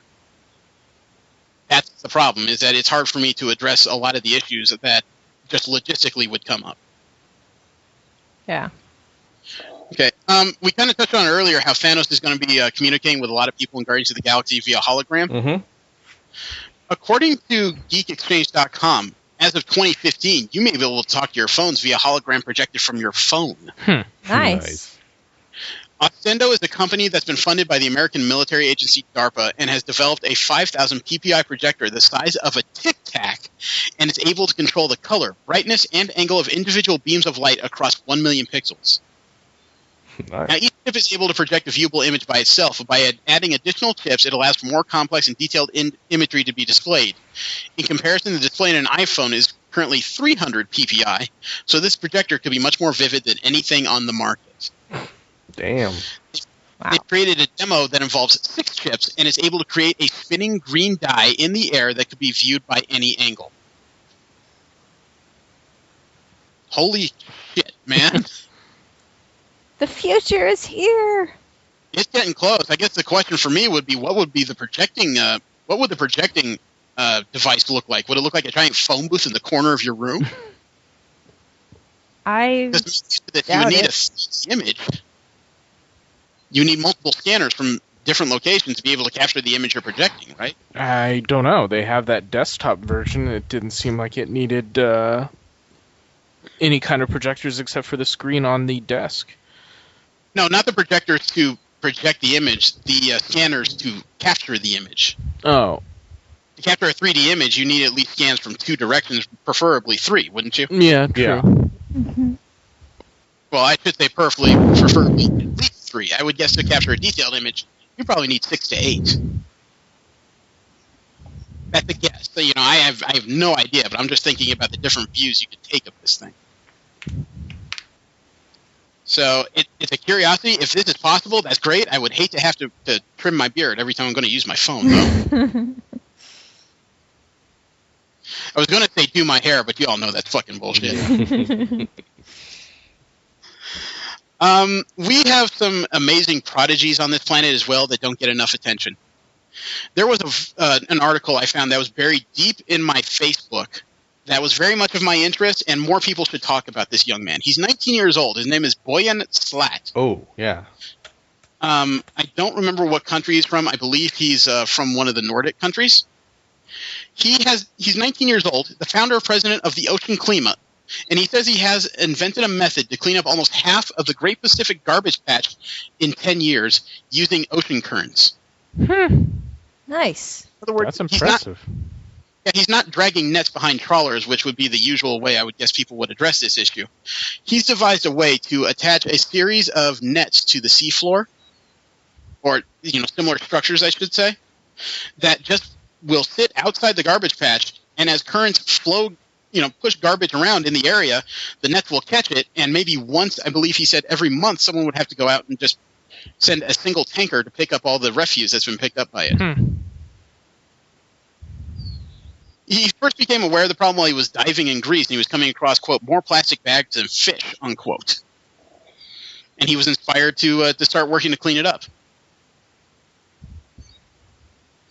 Marine debris costs about $1.27 billion annually in fishing and vessel damage across America's Pacific coastal waters. Not to mention just being distressing to think about. Yeah. So he's devised a relatively natural way to clean it up. All he had to do was catch it as it flowed from the garbage patch, and those currents will get stronger as the patch gets smaller. So it could be an exponential pickup, frankly. Mm-hmm. He's not only that, I saw a 3-minute video featuring this young man. He says he's not going to stop here. He's going to keep coming up with new ideas, new patents, and new ways to help the planet. He's my hero. Yeah, for 19 years old, this kid has got it together. Mm-hmm. This is the kind of person we should all strive to be, frankly. But we're podcasters. Hey, I plan to change the world with my writing someday. I just, Have somebody with a pencil? No. Okay. We have our what the fuck of the news, which arguably is the one that either gets us the angriest or the happiest. The first one I have is a curiosity. There is a man from China's Hunan region named He Liang. He's invented a new type of scooter out of a suitcase. Okay. A suitcase scooter. Interesting. Yes. He's a Chinese farmer who's invented a series of motorized suitcases. And I don't mean that the motor is in the suitcase. I mean he has a suitcase with a motor on it that has handlebars and wheels. Huh. He spent 10 years building this thing, and it supposedly sports some of the undetermined amount of cargo space and a nav system. Wow. The article on Yahoo Autos kind of makes fun of it. I kind of applaud a guy for coming up with a way to have both a scooter and a piece of luggage without having to worry about parking and everything. Uh-huh. He's at least trying to be innovative, but the article writer on Yahoo Autos is Steve Seiler. He actually wrote, there are a myriad of reasons that riding a motorized suitcase is a terrible idea, beyond the sheer humiliation factor of riding a freaking motorized suitcase in public. It is an odd picture. It's a very odd profile to see this guy sitting on a suitcase and holding on to handlebars like some 5-year-old kid, imagining he's riding a motorcycle. But at the same time, I kind of have to applaud this guy for at least trying to make something new. Yeah. Mm-hmm. And we're one step toward the Jetsons. That's true. What year was Jetsons supposed to take place in? I don't think they ever said. I think it was the early 2000s. I believe we've already passed the era they were supposed to have occurred. So we're a little late. There's a middle school teacher who's been suspended for a very strange reason. Oh boy. Let me see. She taught evolution.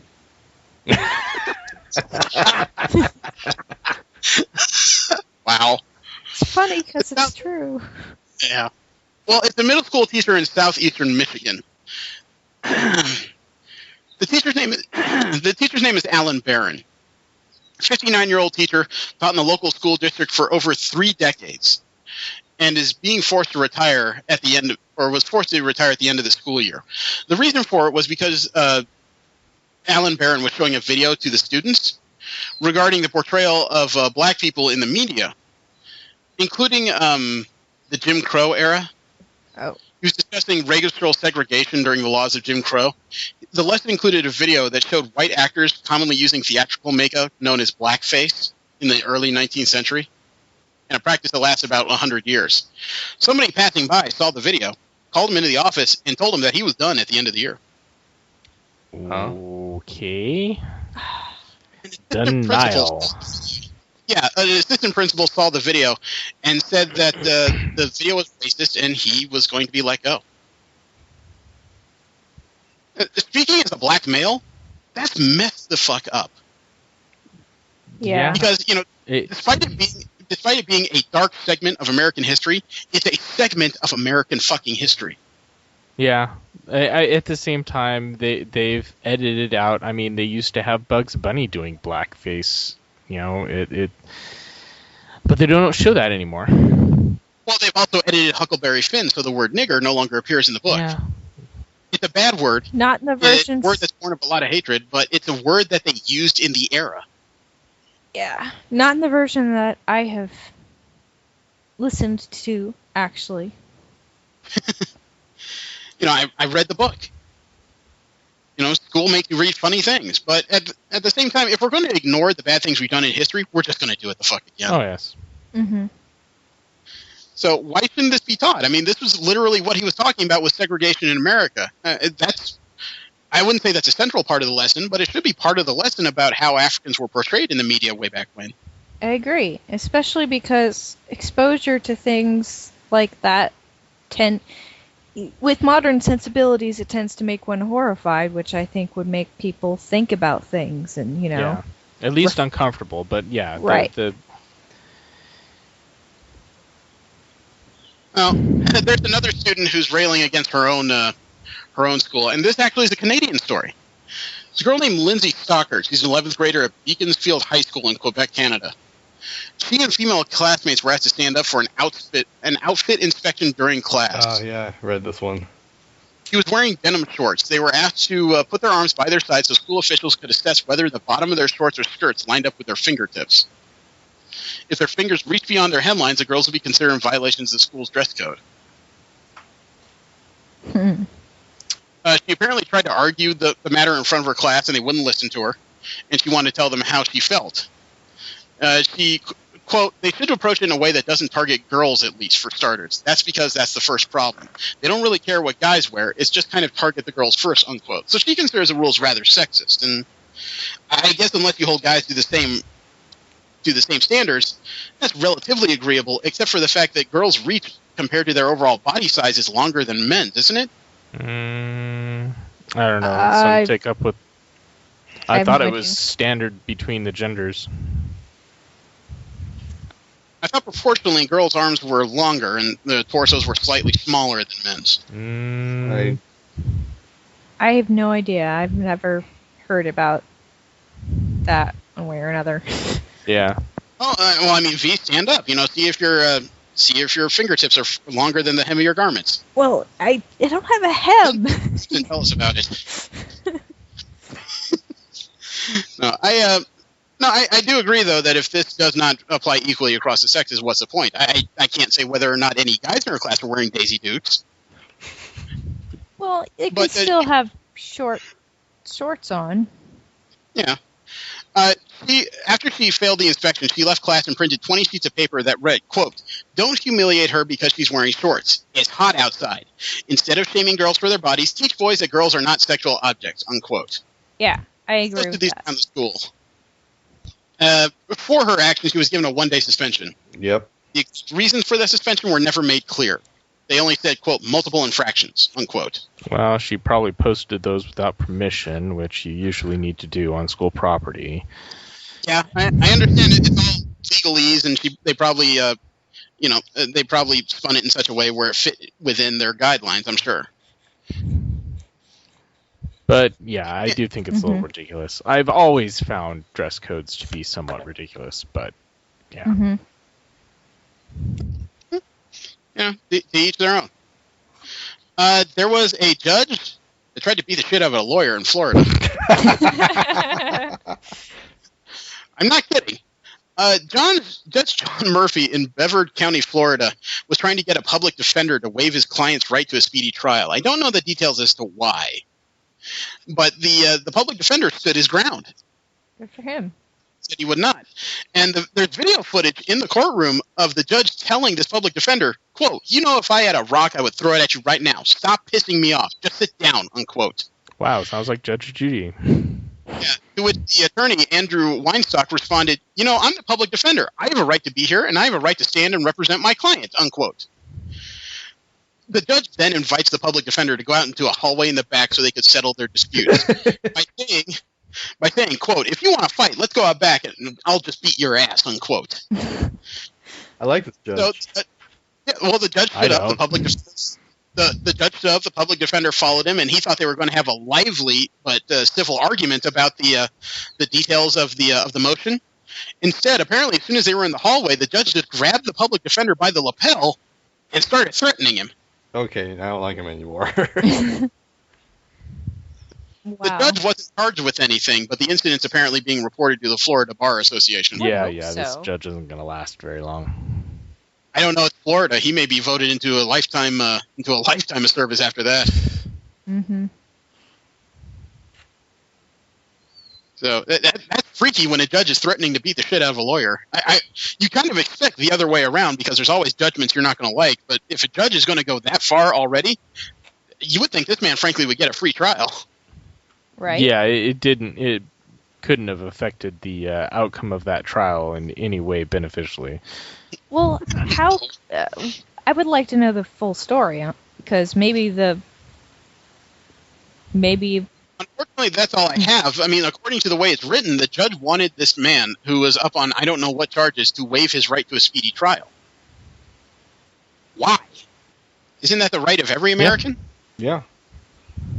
Yeah, that is a little Constitutionally enforced. So unless this man is maybe he's an illegal immigrant from another country and the judge is trying to shortcut something, but at the same time, the law is supposed to apply equally among people regardless of their nationality. So there's something weird going on here that just wasn't in the article. The article really focused on the fact that this judge was getting ready to literally beat up a lawyer. Yeah. But there's got to be a reason, unless that judge has been drugged or something. Well, it could just be he's put up with enough shit and he just lost it at that point. But that's true. But I mean, the fact that the judge, to me, it seems like there was no, legal recourse because, as far as I know, the judge has the ability to call the lawyer into contempt or something else if he was trying to do some other kind of tomfoolery.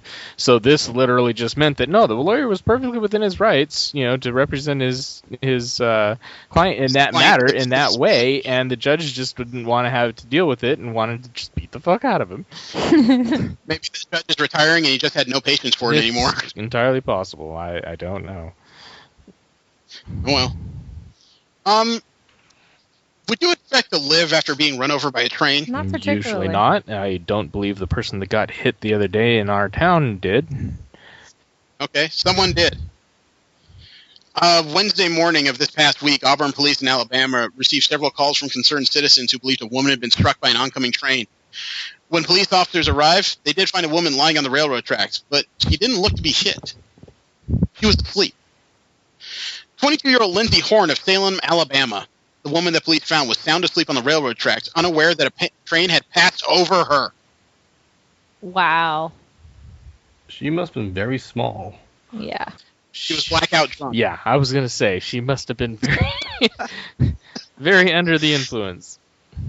According to Captain Lorenzo Dorsey, he told the local TV, quote, "You can absolutely call it a miracle. I mean, because of the fact that, luckily, the train was only 2 engines in a car, and then the fact that her, I guess, build or stature, that she lied between the rails in such a way that she was not struck by the actual train or any, objects from the train.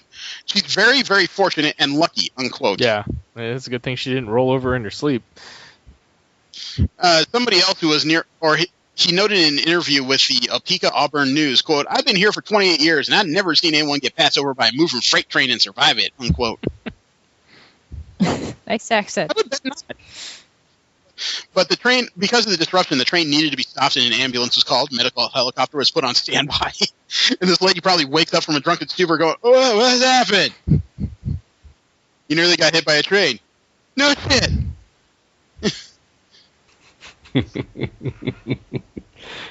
Wow. There's kind of a flip side story to this.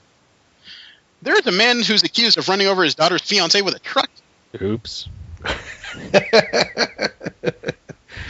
For this story, we have to go back to the great state of Oklahoma, where so many things seem to happen lately. And a man is accused of running over his daughter's fiancé with a pickup truck after he learned of the couple's engagement. A very Romeo and Juliet of him. Mm-hmm. James Luttrell is 48 and allegedly would not allow his daughter to leave his Oklahoma City home on Monday when he found out about his son-in-law-to-be, Christopher Leatherwood. That is a very unfortunate name. I'm sorry, it's not Christopher. Christian Leatherwood. There's like 20 different crucifixion jokes you can make in that name. Leatherwood told authorities he left the residence and went to a nearby gas station where Luttrell confronted him. He told KOCO, quote, "Told us to stay the hell away from his daughter, and he was going to do what he wanted," recalled Victory Nelson, a friend of Leatherwood. Nelson called his uncle, who's a police officer, to report Luttrell. His uncle advised him he should take a picture of the license plate of Luttrell's truck. So when Leatherwood went up to snap this photo, Luttrell hit the gas. He ran to his truck, put the keys in, threw it in reverse, and hit me, Leatherwood said. "I ended up on the tailgate because I didn't want my legs broken." And was his uncle nearby? He said he called his uncle, so I'm guessing he knew. I Although I'm sure his uncle is very near the holding cell Luttrell is in right now. Luttrell's facing charges of assault with a deadly weapon. The victim suffered minor injuries. He's actually kind of lucky because it looks like there's a wound that grows across his eye. Ooh. Skips over it, doesn't actually go through the eye, but he's got it closed to, I guess, it probably itches like hell. Yeah, anything like that'll itch. Yeah. So the man's very lucky, and they should think about eloping before this man makes bail. I know I mentioned the Kardashians a lot. I'm starting to hate the whole extended clan of these motherfuckers. Kylie and Kendall Jenner are two younger half-sisters of the Kardashian clan. They've made a book. About? And it's not a book about makeup or whoring out your name for every little item. It's a young adult novel. It's called Rebels, the City of Indra, story of Lex and Livia. Okay. Pass. I'm done. Oh, wait. It's better. The story... well, let me read the plot synopsis. Two cities, two girls, a shared destiny. In a world of their far future, the great city of Indra has two faces. A beautiful paradise floating high in the sky and a nightmare world of poverty carved into the tunnels beneath the surface of the earth. Kendall and Kylie Jenner, the youngest sisters in the Kardashian dynasty, have written a gripping tale of air, fire, and a bond of blood. Indra is stratified, just like Los Angeles. Oh, my God. Livia lives on a paradise island that floats above the city. Think Beverly Hills, but with better architecture. Lex, poor thing, remains in an orphanage down below, kind of like the valley. Indra is great if you're rich, but poor people are denied cosmetic surgery. And in another, only in Kardashian world twist, Livia's father is a local Indra hero because he invented birth control. Oh my God. Livia is being raised to be a proper young woman and expected to make her debut at the Emergence Ball where she will find her mate. Meanwhile, Lex is a scrappy young thing who gets selected for training in special ops forces to fight the rebels. The two seem destined never to meet, but there's this guy, a cutie named Kane. He's on the special ops force with Lex, but gets sent off on a secret mission to murder Livia at the ball. He fails and is taken prisoner. The plot is that two girls, Livia and Lex, unite to rescue him. Is this a synopsis or the abridged version? It's a synopsis. The longer version is a synopsis from the New York Daily News. So these two bitches have written a story that's kind of like a watered-down version of Battle Angel Alita. Yeah, whatever. It's fiction.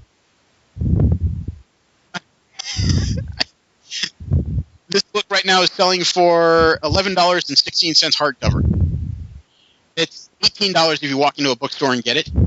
I'm checking on Amazon.com right now. There are 5 5-star reviews, 1 4-star reviews, and 54 1-star reviews. Gee, I wonder who gave it good praise. The funny thing is, some of the most helpfully listed customer reviews, there's one here by Max Turner. Just finished the book and went to get some egg rolls. The fortune cookie they gave me said, the book you just read was terrible, and now my egg rolls taste like rick.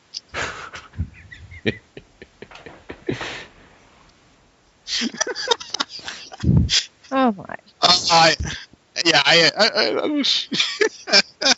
Well, that's just another in the list of books that should be burned. There's a replica of the world's most famous ear on display. Huh?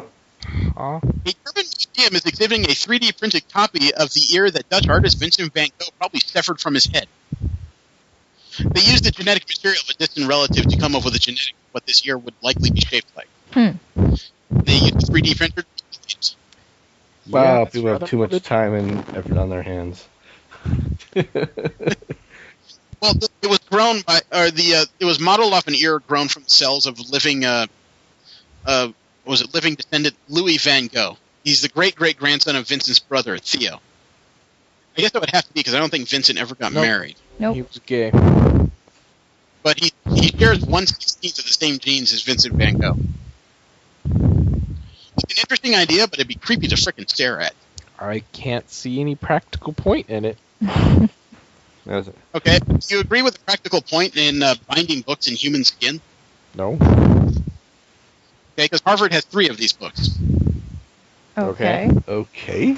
How modern are they? It's like, so, where can I find the Necronomicon? I need a copy of that for our library. No, scientists were debunking the idea that 2 books owned by Harvard University's libraries were wrapped in the flesh of a human being. Turns out that a 3rd book in their collection, while they were testing them, actually is bound in human flesh. They have a copy of Arsène de Dessin de l'âme, and they said without a doubt it's the remnants of an actual human person that's been used to bind this book. According to tissue samples from the cover of this book, it was a book cover likely came from the back of a woman. The stories that it's known from the 1800s, Hussais gave the book, which is about the human soul and what happens after a death, to a man named Dr. Ludwig Bolland. Bolland then bound the book using the skin from a deceased female patient whose body was never claimed. Interesting. They say that if you take a good look at the cover of this book and look very closely at it, you can actually see the stretched pores of human skin. I don't want to look that close. I have to ask, what is the benefit of binding a book in human skin? No, if you don't have any other very kind tough. of leather available, I guess. It's a tough book to wear down. I mean, it wouldn't be the first book that's been covered in human skin, even an academic book, but it's not exactly hygienic. Well, I guess it is if you tan it correctly, the same way you would cowhide. Mm-hmm. It would just be a book cover that's very hard to wear down. As thick as it is, it would hold together for quite a long time. Same as any other leather. Mm-hmm. Well, India has problems. They have a temple, the Golden Temple out there, and they have a commemoration of a military raid on the temple that was done by, which is in Amritsar. The military, as you can imagine, it's a lot of people similar to like Civil War replications where people are carrying, items that to symbolize the military raid on this place. The problem is, although a lot of these people were carrying swords, they decided to put them in use because there was a group of what was called radical Sikh activists who were looking to create a separate Sikh homeland or Khalistan within India. And as they were making their point, I guess people started drawing swords, and they actually fought in the Golden Temple. Okay. At least 10 people were actually wounded in the clash and sent to hospitals. Okay. There's an actual picture in here that's kind of interesting because you can see a bunch of people, a few who definitely don't look like they're used to carrying swords, as well as a couple others who are definitely holding this thing like they are getting ready to just cut your hand clean off. This is scary as all piss. I mean, could you imagine, this is a day in our history we should remember. What are you doing? That would be a holy shit moment to me. if I wasn't already rather... Yeah, I'm quiet because I'm picturing that. Yeah, if I wasn't already rather non-religious, that would be the moment where I just said, I'm out.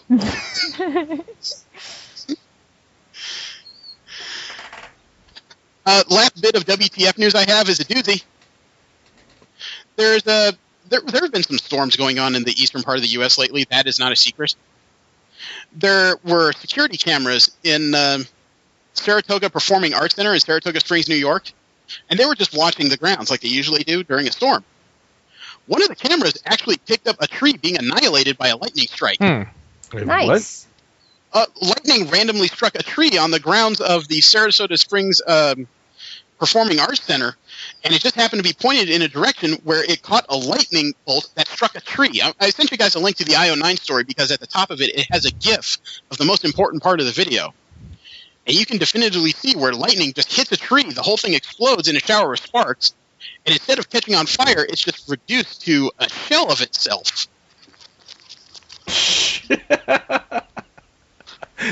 That's kind of awesome. I mean, I can imagine being a groundskeeper who walked in the next day and just said, "What the hell do you think happened here?" And the guy next to him says, "I don't know. Let's go to the tape, Bob." Well, this is an object lesson that should be played in schools across the country. When there's a thunderstorm, stay the fuck away from trees. Stay the fuck away from anything tall, wood, or metal. So stay away from NBA players. This week, we decided to kind of relax our eyes a little bit and get back into our discussion of fixed points in comic book time.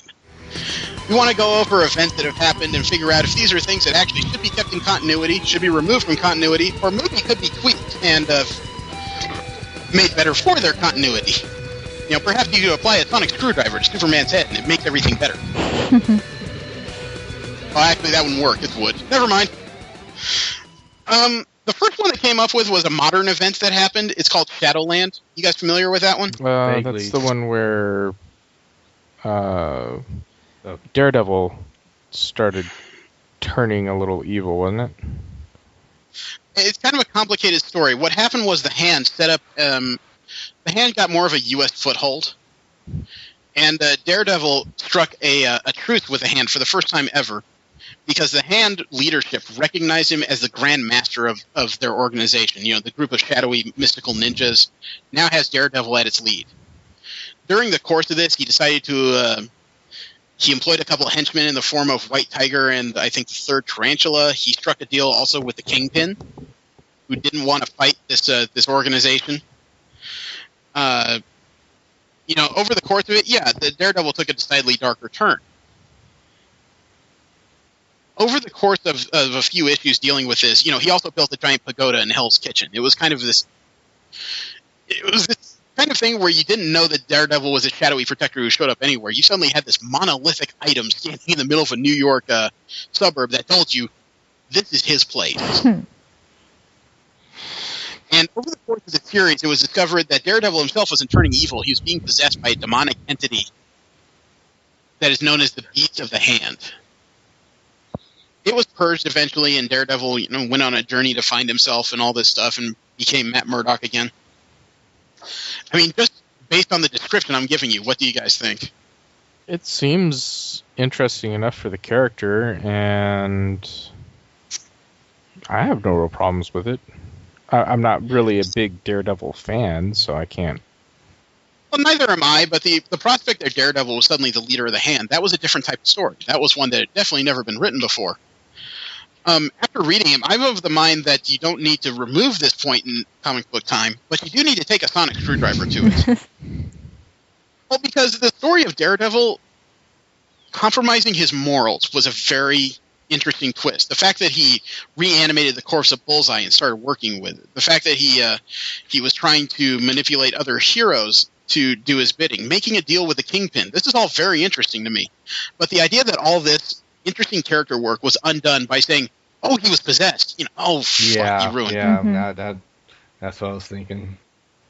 Because even though Murdoch has a lot of recriminations for what he did, there's still the idea that at the end he can just say, "Well, it wasn't me," and walk away. Yeah. Yeah, but at the same time, what did drive him to do that if he wasn't possessed? You have to provide an explanation there. Well, the early explanation was that he was, the hand just kept asking him, take your leadership. No. Take your leadership. No. Take your leadership. No. Okay, well, we're going to give it to this Wilson Fisk guy. Okay, I'll take the fucking leadership. He was making a compromise that he thought was going to keep the hand out of the control of a madman. So it started off very highbrow, and it was really interesting, and then they just said, by the way, there's a demon in him. Ah, shit. So I was disappointed by the ending. I was really into it up until the point where they said that it was very likely Matt Murdock was doing all this because he was demonically possessed. Which, I guess to new readers might be interesting, but when you read comic books long enough, it happens a lot. Yeah. And besides which, you're talking to a guy who's read like 8 different Phoenix stories. Yeah. I generally agree with that. The idea of if a character doesn't have any control of their actions, what's interesting is not what they did, it's what they experience after. Well, besides which, you can write most of the story the same way, but I would have been more interested in continuing with Daredevil. I stopped after Shadowland because Shadowland got me in and the ending of Shadowland turned me out. But if they had kept going with this story so that Murdock himself made all these bad choices and then had to work his way back up to becoming the hero he knows he could be, I probably would have been reading Daredevil all the way through to today. Well, that's all personal choice, because redemption stories work very well with me. And I'm always interested to see when people fall, how they get back up. I agree. Yeah, it still just seems... to me, knowing what I know of Daredevil, it seems far more likely that he would make those choices were he under some kind of influence. Didn't necessarily have to be demonic, but him making the choices that he made, taking leadership of the hand to keep it out of Wilson Fisk's hand, okay, maybe I can buy that one. But, you'd still have to give me a lot better reasons, for him to raise Bullseye and do this and do that. It's like it still doesn't make any sense to me unless he was under somebody else's influence. Like I said, I could have lived with some simple tweaking of this story. Remove the beast of the hand and maybe make it so that the Shadow Council of the Hand, the ones that installed him, were still working underneath to try and just push things in the directions they wanted them to head. I could have lived with that very well, because goodness knows we all suffer under that, whether it be professional or personal. Yeah. Mm-hmm. I could have completely lived with that, and that would have sold me on the story, because that would have made Murdock a very relatable human-type character. Instead, you have the possession story, which is just too easy of a back-out. Yeah. Again, that's all personal to me. Like I said, I would keep the story, but I would change certain elements of it if I had my chances. Yeah. Jesse, I need your help with the next one I have listed here. Night of the Owls. Yeah. The Batman story that involves the Court of Owls, or their introduction. Now, my understanding of it is that the Court of Owls is a shadowy organization that's been with Gotham since it began. Is that correct? Since its inception. Right. They're people of power and money who are kind of running things, I don't want to say behind the scenes, but they steer Gotham in a direction they want to go. And all the while they employ Talons, which are the ninja arm of their crew, for lack of a better term. And they're undead. They're undead. By what form? Lazarus Pit? What is it? No, did he go put them through a reanimation process after they served their sentence while they're alive, then put them in cryostasis and kind of revive them via, like, similar to Frankenstein. But they're flesh and blood people. They're not stitched together or anything like that. They're full flesh and blood. You don't suddenly walk by a candelabra and have them go, fire! Yeah, but they have one of those wings that you bring their core temperature down far enough, they go back into hibernation. Okay. Do they just lay down to do that, or are they specialized pods for this? Just bring the core temperature, they just stop. They just fall down. Okay, that's more than a bit Yeah. weird. Okay, because now Thomas Wayne Jr., Bruce Wayne's brother, is a member of this crew. Is that correct? Wait, Bruce Wayne has a brother? Yeah, a younger brother. Presumably, I'm not sure if they've actually officially confirmed it. Well, from the panels I've seen, it looks like Wayne does acknowledge this is a familial relation to him. Yes. there's enough truth in what he said that he can assume that. Okay. I need you to take the lead on this. Is it something that should be kept? Should it be removed? Can it be fixed? I don't know. What is it about the story? I really don't know because I kind of stopped after a certain point because it kind of got Batman and Jones kind of got too. Because my initial opinion from reading the synopses and different reviews online and understanding what I do from the story, it sounds like something that can be taken a sonic screwdriver. Because I like the concept of it. It's a little steampunky by description. But the thing is, organizations like this always function easier in my eye when there is an actual figurehead behind them. I don't know what that figurehead would be named or what it would be called, but somebody that would have been like, the process of the Batman is that it's basically someone using money for the right means to try and help fix things.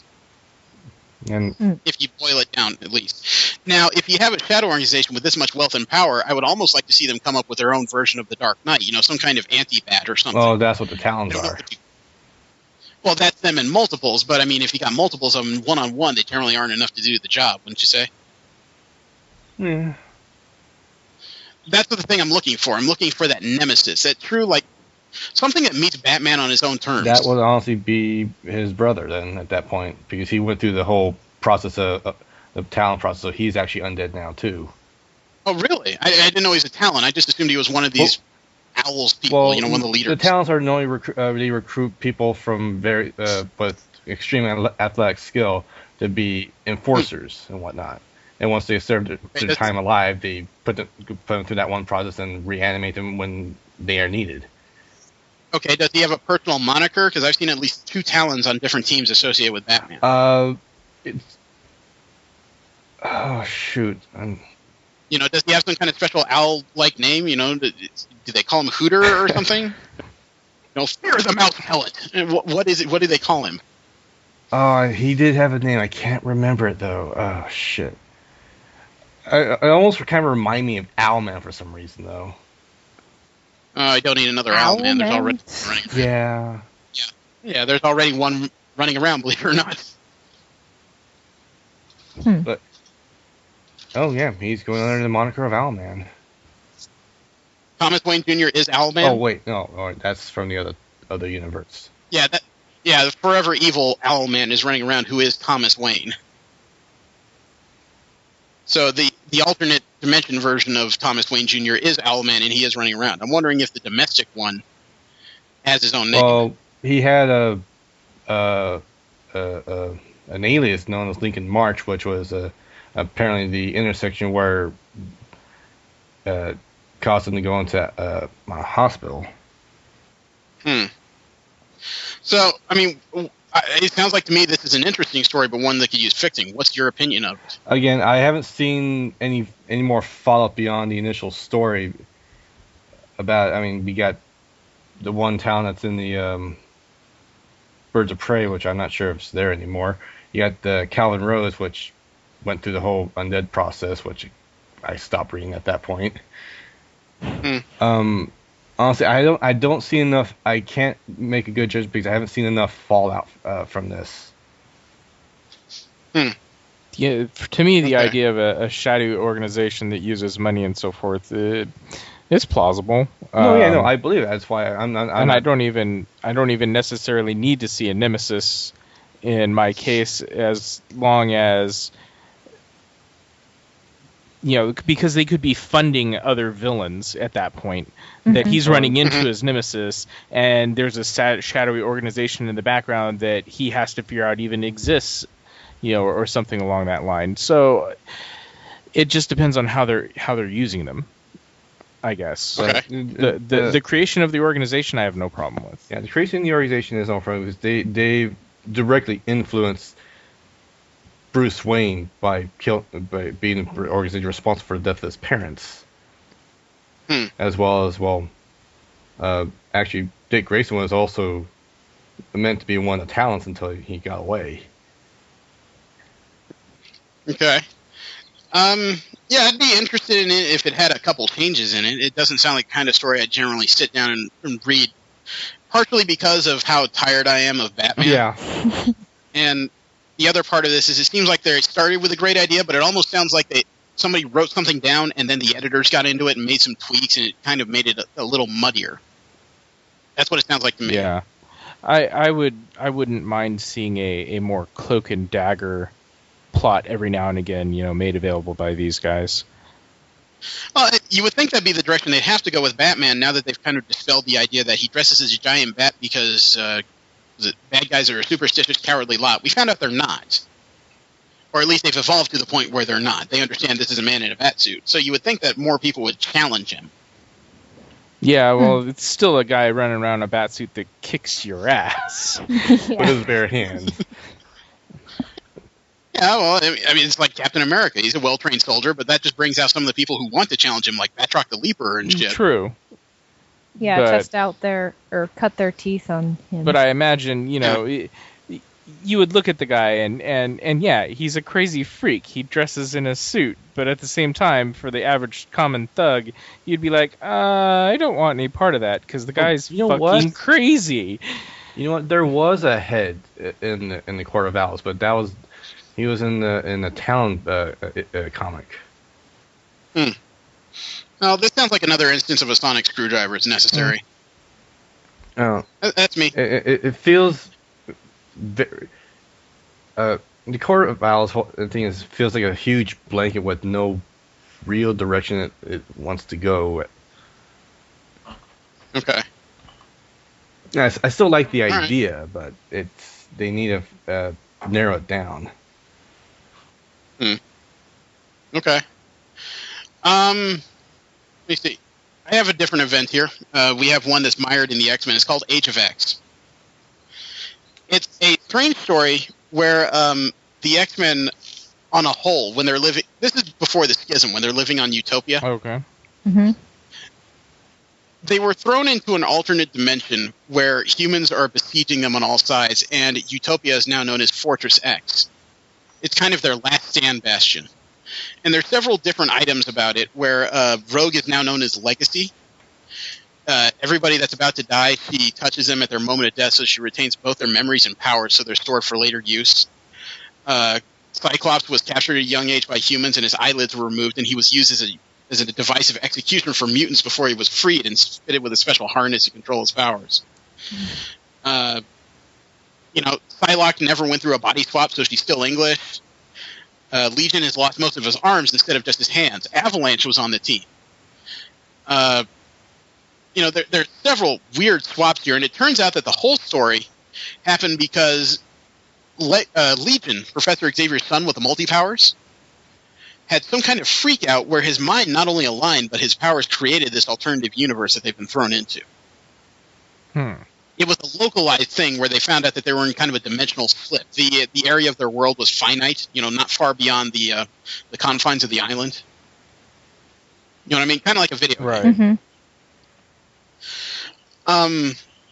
While it had interesting variations on all these characters, at the end of it, they only had vague remembrances of the world. It changed a couple of characters like Frenzy, who was an X-Man in that universe first, and then she decided she wanted to become an X-Man for real after remembering parts of it.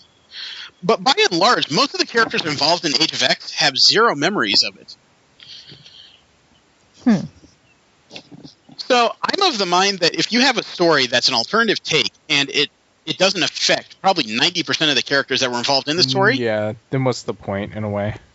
Yeah. That's what I'm thinking. I mean, as much of an X-Men fan as I am, the Age of X was, in the end, really a throwaway story. Yeah, it seems like more of a what if. So that would be closer to it. As a what if, this would be very interesting, but as kind of a one-off story beat, although there were interesting variations on everybody, there are other ways to force character change on C-listers like Frenzy and a few others. Yeah. So would you say the Age of Ultron sort of fall into that similar boat? Well, the Age of Ultron is Really? in an alternate dimension. Sort of. The Age of Ultron was canon until there was a kind of a time loop event that was forced. So while the Age of Ultron occurred and it has some lasting effects, the Age of X only really, at least in my opinion, only has one effect, and that's what happened to Frenzy. and her motivation subsequent. Everybody else kind of followed the same lines they were on beforehand. So I'm of the mind that if you have a story with so few lasting effects, get rid of it. That would seem At logical. least if you have that possibility, write it out, get rid of it. It never happens. You know what I mean? So, part of the story was that a lot of the characters who had psychic powers, or some of the smarter characters, were all locked in the brig because they were the first ones to figure out something was wrong. Blindfold, Emma Frost, Magic, Professor X, Shadowcat, all locked up in the brig.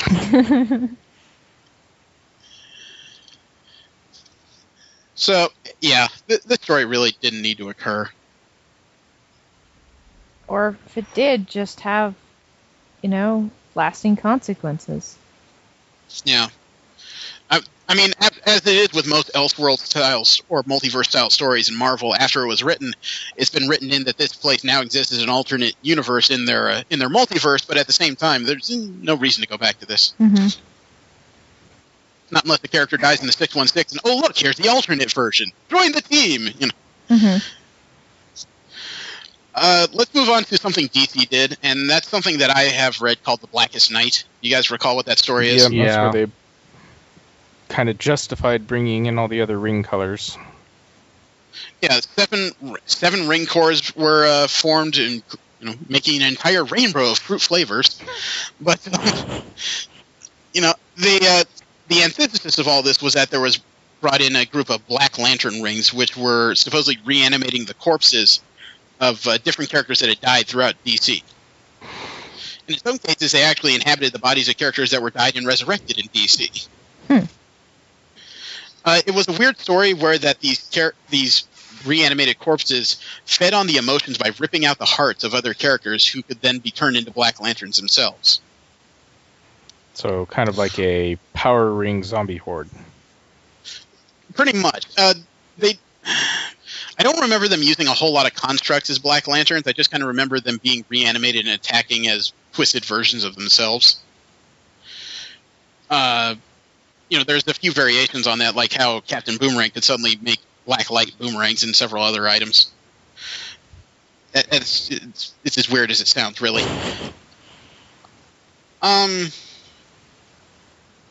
It was an interesting idea going in. I was a little disappointed to find out that these Black Lantern figures are not really reanimated corpses so much as constructs made out of them.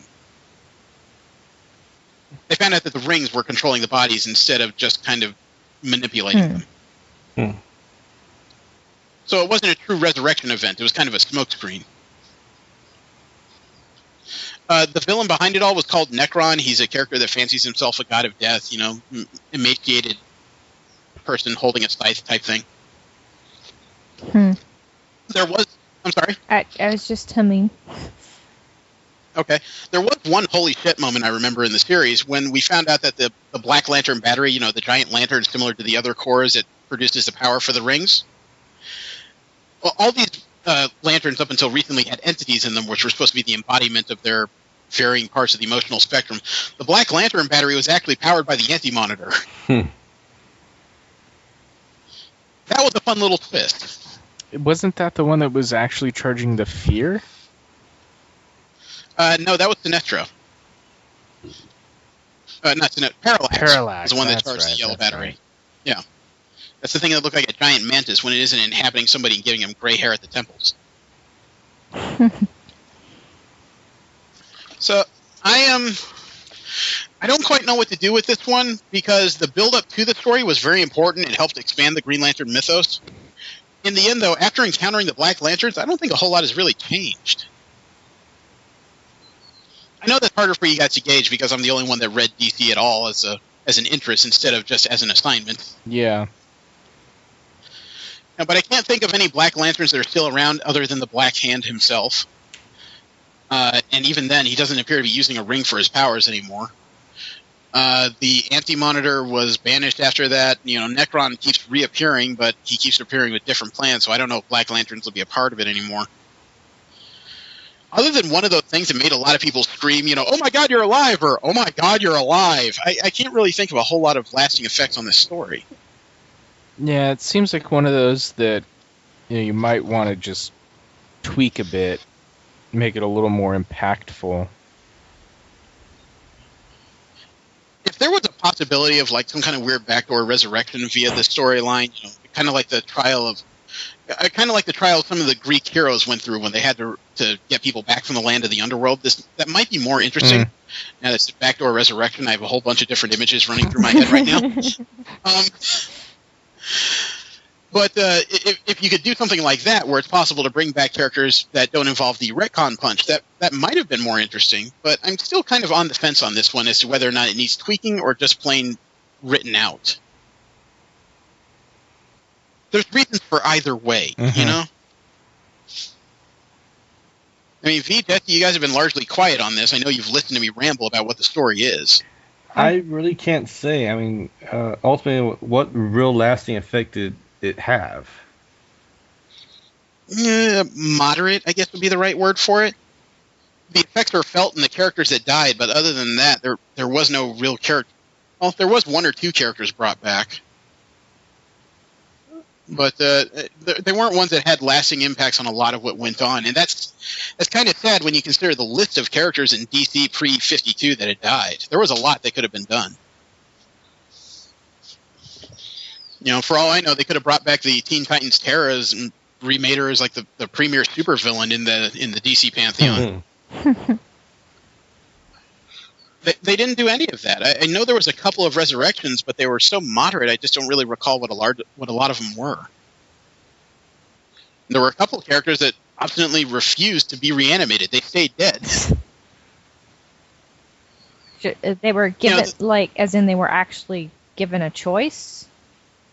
Oh, the Black Ring couldn't take your corpse if you were at peace post-death. Oh. In other words, if you feel there was nothing left for you to accomplish, you're good. The original Dove was a pair of brothers, and the original Dove died. A ring kept bouncing off this invisible field saying Dove at peace, and just couldn't take the body. Interesting. So, I'm kind of on the fence as to whether you need to get rid of it, because you can have all kinds of reasons to make Lantern Corps beyond this, or just tweak it, because there are certain things about this that could have really made a lasting effect if they're done well. But it does seem to be largely abandoned afterwards. And I guess the hard part is I'm still not sure how much of the Green Lantern mythos is still in effect post-52. Or post-New 52, I should say. So it's a gray area to me. I've got another one for DC. How familiar are you guys with Superman Grounded? Grounded? Not at all. Nope. It was a story that happened not long before the reboot. The writers of Superman at the time, I forget who it was, they had the idea that Superman seemed like such a lofty and untouchable character that he decided to refamiliarize himself with the people of the U.S. by, instead of flying across the country, he would walk from one end of the country to the other. In costume, not in disguise. Yes. Interesting. I suppose that could be an interesting story, but yeah, I don't know. It's one of those things that when it was first announced, I thought it was a good idea, because I'm one of those people that believes that Superman doesn't relate well to normal people. Right. He's somebody that could live at the speed of Quicksilver, could throw things like the Martian Manhunter, run faster than the Flash. How can you relate to how normal people live their lives? I think that seems like something that would be more interesting. I'm just getting this picture. Instead of seeing a comic in which we see Superman experiencing a bunch of different people, we see other people experiencing Superman. Like, the focus is... So, you mean you're talking about flipping the perspective? Yeah, like, instead of focusing on his perspectives, other people focusing on him. Like, humanizing him from the other direction. Yeah, I could see that. All right. Okay, well, this was done in 2010. It was written by J. Michael Straczynski, the guy who wrote the fan-acclaimed Rising Stars. And he apparently felt a very personal connection to the character. I'm I like V's idea of maybe flipping the perspective of how other people view Superman instead of how he views the rest of the world. I mean, part of the story was a very strange story where he got involved in a pickup basketball game and just kind of slam dunked it right over the heads of everybody else on the court. That doesn't make you very relatable to me. That's kind of a dick move. Yeah. But he walked from Philadelphia to Detroit to Ohio to Chicago to Des Moines, Nebraska, Colorado, Utah, Las Vegas, Oregon, Seattle. No Los Angeles section. Fuck you, Superman. I'm trying to think of the right words because I'm sure this involved a lot of internal monologue on Superman. I haven't read it myself. I almost wonder if this would have been a more relatable story if you flip it in such a format of maybe he tried to instill a few people with his powers so people could see things from his perspective for once. He can do that? I think he did it in All-Star Superman. He did it with Lois Lane and Lex Luthor, actually. But that's one of those Elseworld types things. It's comic books. You can write it in where that's possible. Yeah. He's got that entire Fortress of Solitude full of alien technology and animals. If he had vetted some people and decided to, I don't want to say make some companions, but make a few people who actually would spend some time seeing the world as he does it, the actions he has to take, that might be helpful.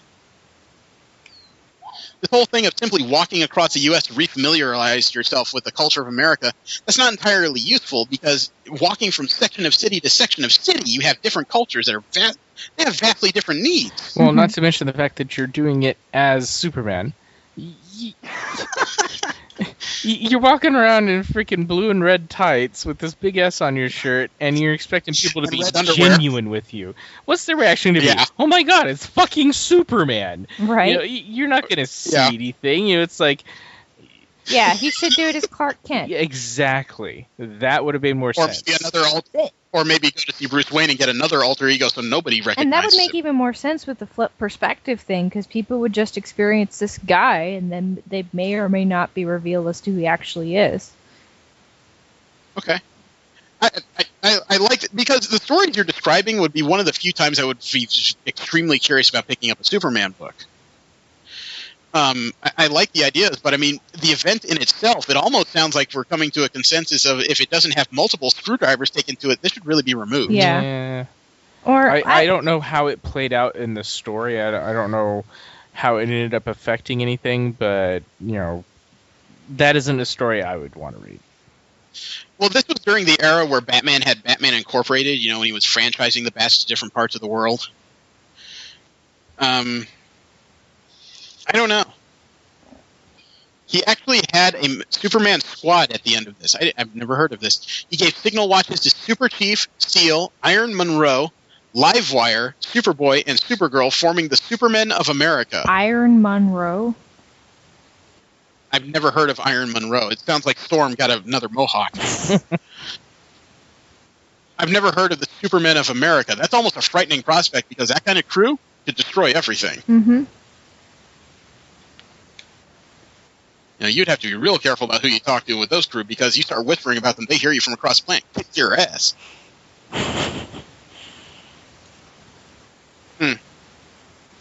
So this must have been right before the New 52 because there's no mention of the Supermen of America after this story.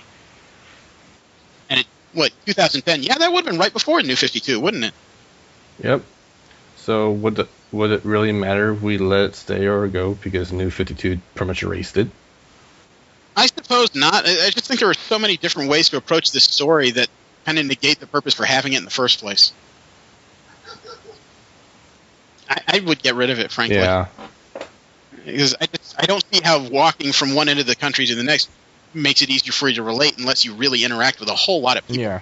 And not, as he said, as Batman. Yeah.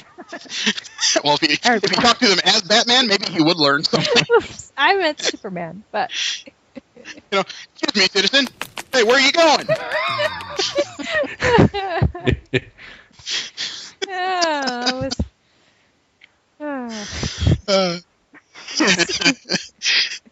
That's a fun picture, actually.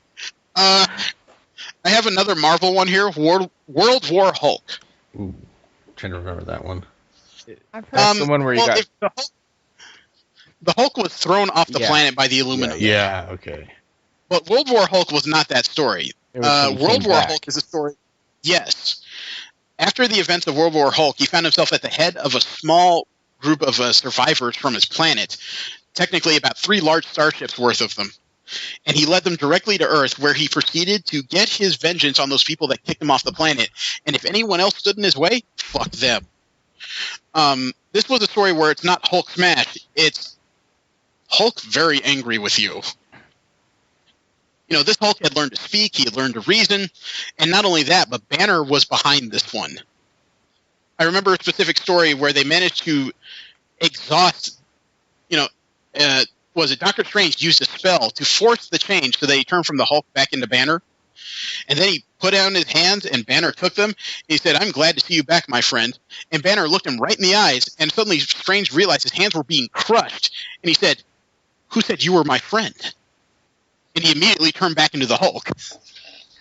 Rare occasion where Hulk and Banner are on the same page. Yes. He managed to take the entire Isle of Manhattan as a temporary domain.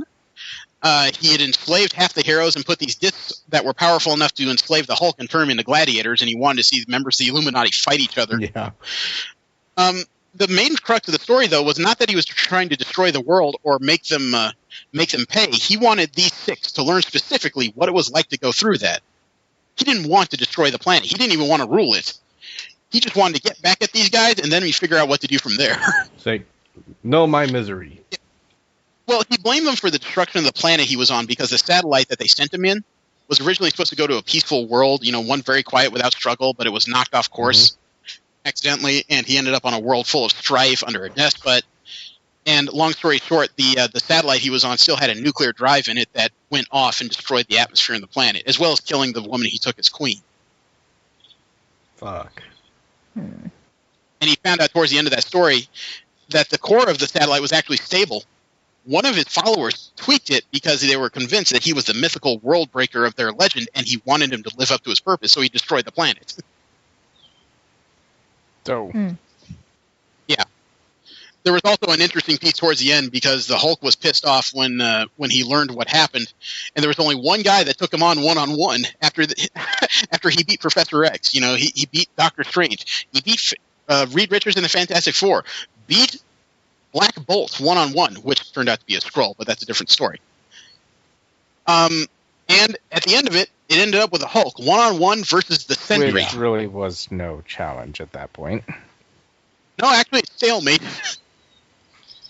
The 2 of them were exhausted by the end of the fight. And actually, the Hulk was only barely stronger, but that's because he found out at that point, who really did destroy the world. So he was on a rampage of anger that he had never known before. I bet. The series, it did have some lasting effects in that people they approached the Hulk differently now. And this was also a period where Banner was locked away for other people's safety. He willingly tried to be locked away. There were events that forced him to come back to the surface, but they did put him underground, and he agreed he should stay there because even he didn't know what the Hulk's anger could produce at that point. He's actually scared that if he gets mad enough, the steps of the Hulk were enough to nearly devastate the entire island of Manhattan. At that level of anger, him walking was cracking the island. Wow. And he was so mad at that point, he begged Tony Stark to use the weapon he knew he had been hiding all this time, which turned out to be a satellite repulsor ray. There's going to be a crater on that island one way or another. Yeah. He begged him to put him down, right then and there. And being the people they are, of course, they didn't kill him, they just locked him up. So, based on the description, what do you think? Is this story fixed, unfixed, or needs fixing? It sounded interesting hearing it. That's something you would read? I would at least read about it. What about you, Steve? I've actually kind of enjoyed, hearing about it, yeah. Jesse? Again, with Steve, I enjoyed hearing about it, but as for relevance, I don't know. People are approaching the Hulk, and vastly different after this.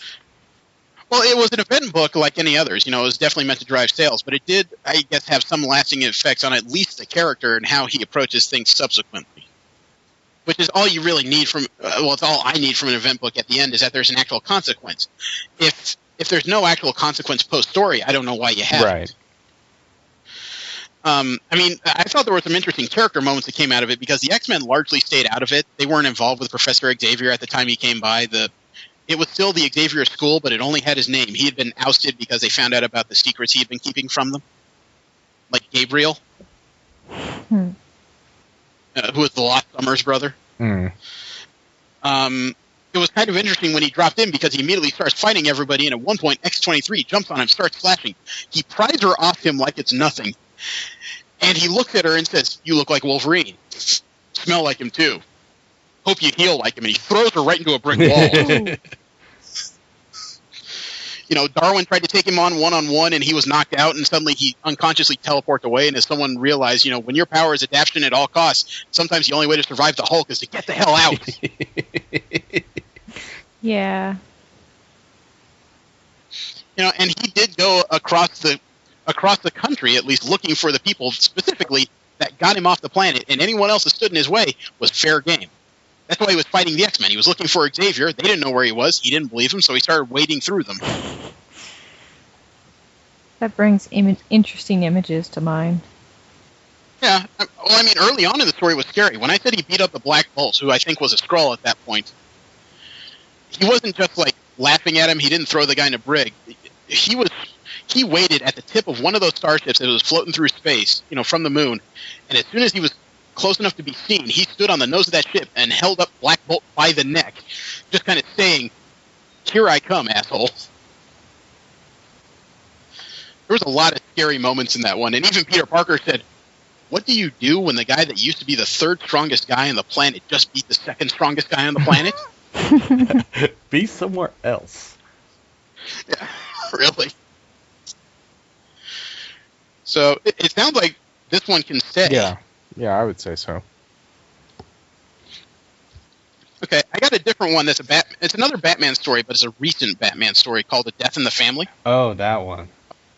Oh no, Death in the Family. It's not the death of Robin. This is a story where the Joker figured out who Batman was, figured out who all of his sidekicks were, and this is a story where he cut off his face. No, he did that prior. Oh, he did that prior to this. Okay, so you have a faceless Joker kind of going insane, making all of Batman and the Bat-Kid's lives just living hells. Faceless. He skinned his own face off and is wearing it as a mask, which is much more creepier. Okay, so this is a Joker going more sociopathic than ever before, really. Yep. This was kind of. I only caught bits of it as I was picking up different issues that interested me. I was more interested specifically when the Joker knows who Nightwing and Batgirl are.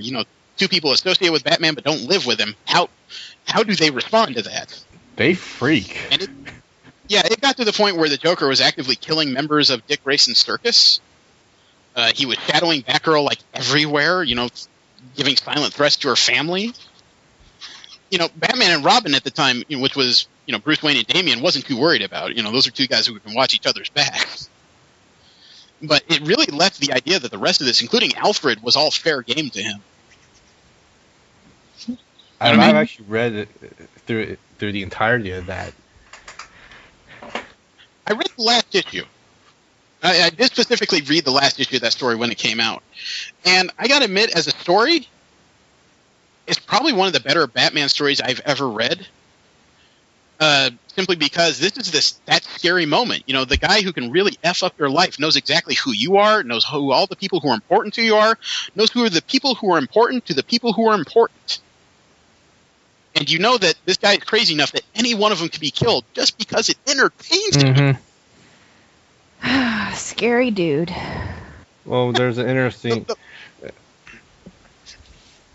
Yeah, it is very scary, and I've seen the fallout from everything that he's done to all of them. I don't recall what happened with Tim Drake, but he was with the Titans at the time.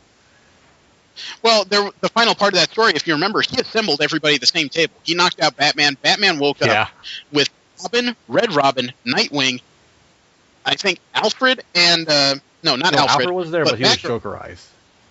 Okay. All of them were sitting at a large table he had set in the Batcave. Okay? All with serving tables, all of their heads, with the exception of their eyes, were bandaged. And then as he was talking to Batman and taunting him, he took the lids off all the serving trays, which had a bunch of faces on ice. And everybody at that table just kind of started wigging out. Oh, yeah. I remember Batman got free. He started fighting the Joker in the Batcave, of all places. Mm-hmm. Alfred managed to resist enough to at least not take any motions. And as everybody started to free themselves, they started ripping the bandages off their faces, freaking out. And then they realized all their faces are intact. Yeah. He skinned 4 other people and put their faces in those serving trays. And then while they're finally getting their breath, Batman was dangling the Joker over the side of a chasm in the Batcave with that expression you just know said, "Can I let this guy live?" And when Batman rejoins everyone, they ask where the Joker, and all he said was "it's taken care of." And I think it was Nightwing who said, "Bruce, you didn't," and he just won't answer him. Well, I recall from that is like, Joker said he knows everything about them, and Batman, I think, in return, nothing is outright stated, I believe. It was all hinted at, but I think Batman pretty much says, I know everything about you, too. Yeah, the implications were that half the secret the Joker got was simply because he figured out who Batman was and raided the systems and found out everything else subsequent about their lives. So, in other words, he plumbed the Batman's files, who were as complete as they ever could be on these people, and used them to his advantage. That's the implication I got. Like I said, I didn't read 90% of the story. I read probably 20% at best. But the few segments I picked up, it was superbly interesting. The idea that this sociopath knows more about your life than you do and knows all the points where it can really F you up to lose people and things. Mm-hmm. This is one of the few stories that I probably could have gotten heavily invested in if I started from the beginning. The few issues I read between the finale were midway, and it's hard to catch up as to what exactly is going on, other than the Joker knows you, and that's a bad thing. Mm-hmm. So I would dare say, even post 52, this is a story you have to keep, because it added a lot of pathos to it. After it was done, because of all the files that Batman was keeping on his own people, in addition to the villains, they stopped trusting him. They stopped talking to him for a while. Yeah. Even Damian started training on his own and doing his own activities because he couldn't trust his father with his own secrets. But even more than that, like everyone had their lives turned upside down. I think the worst the person who got the worst was probably Jason Todd. Yeah, I think you could actually argue that this storyline was the event that eventually got Damian Wayne killed in the comics because of that separation. He started hanging out a lot more with Nightwing and Red Robin. In the event that Batman was trying to swing to, he got the emergency signal, but because of the distance between them, it was too great. He didn't get there before Damian was killed. So, like I said, I haven't read this story. I'm curious to go back and find it in trade, but I do think this is the type of story you need in your comic books, because it has a definitive beginning, it has events all the way throughout, and after it's done, it has a lasting impact on what happens subsequently. Yeah, very true. Mm-hmm. I mean, it's one of those few things where I've seen where an event like this actually affected other titles.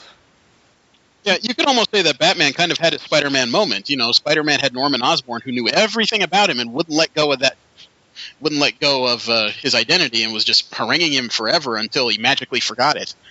Now Batman's had that moment where his worst enemy knows who he is, and even if he tried to kill him, that guy is very likely to still be around somewhere. Oh, and so I know you don't like the Joker's daughter, but that mask she wears is the same mask that Joker wore. Oh, that I figured out from the one shot. So, I as much as I'm not a Batman fan, this story is interesting, and I think keep it. Yep. Yeah, totally agree. Okay. I have 2 more events here. One is X-Men, one is Batman, because, those are the most prolific events, or carriers of events in comics, really. I have Manifest Destiny. This is the story of how Cyclops started moving the X-Men from one end of the country to the other, and they ended up based in San Francisco. it's literally a series of smaller stories, like how Iceman was being harangued by Mystique for a while, who was his ex-girlfriend and the person who figured out how to help him tweak his powers to a degree that's become, damn near an elemental on Earth, I guess you could say. Mm-hmm. And also some of the decision-making process that involved which characters decided to take him up on it, which turned out to be 90% of the X-Men, really. Believe it or not, there's really not much more to the story than that, other than how they became entrenched in San Francisco. And I'm a little disappointed in it myself, because they ended up only having their base in San Francisco for about 12 issues, a year of stories before they... which story?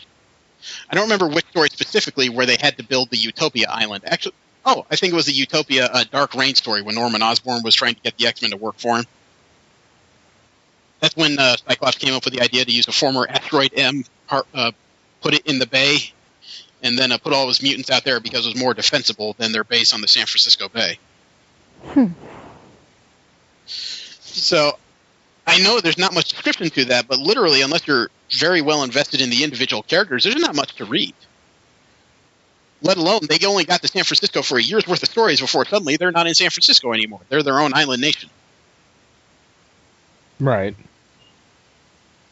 Really not much point in that block of stories, is there? You could almost skip over Manifest Destiny and move right into the Utopia story. Yeah, it just kind of depends on how much backstory you want. There's really not a whole lot to be had, because it was really strange to read stories about how Warren Worthington liquidated a lot of his assets, so he was funding this new base on the bay, and really before the paint even dried, suddenly they're on Utopia. It almost seemed... I would almost guess there's a difference between editorials. It's almost like one editorial started to infringe upon the other, and they just decided to go with a new one. You know what I mean? Mm-hmm. But this story had so little impact on the day-to-day lives to the characters involved in it. I'd say it could really be skipped. Yeah, I guess I could see that then. Yeah, it does kind of come down to impact. Mm-hmm. Didn't this somehow hurting all the remaining mutants in the one location, though?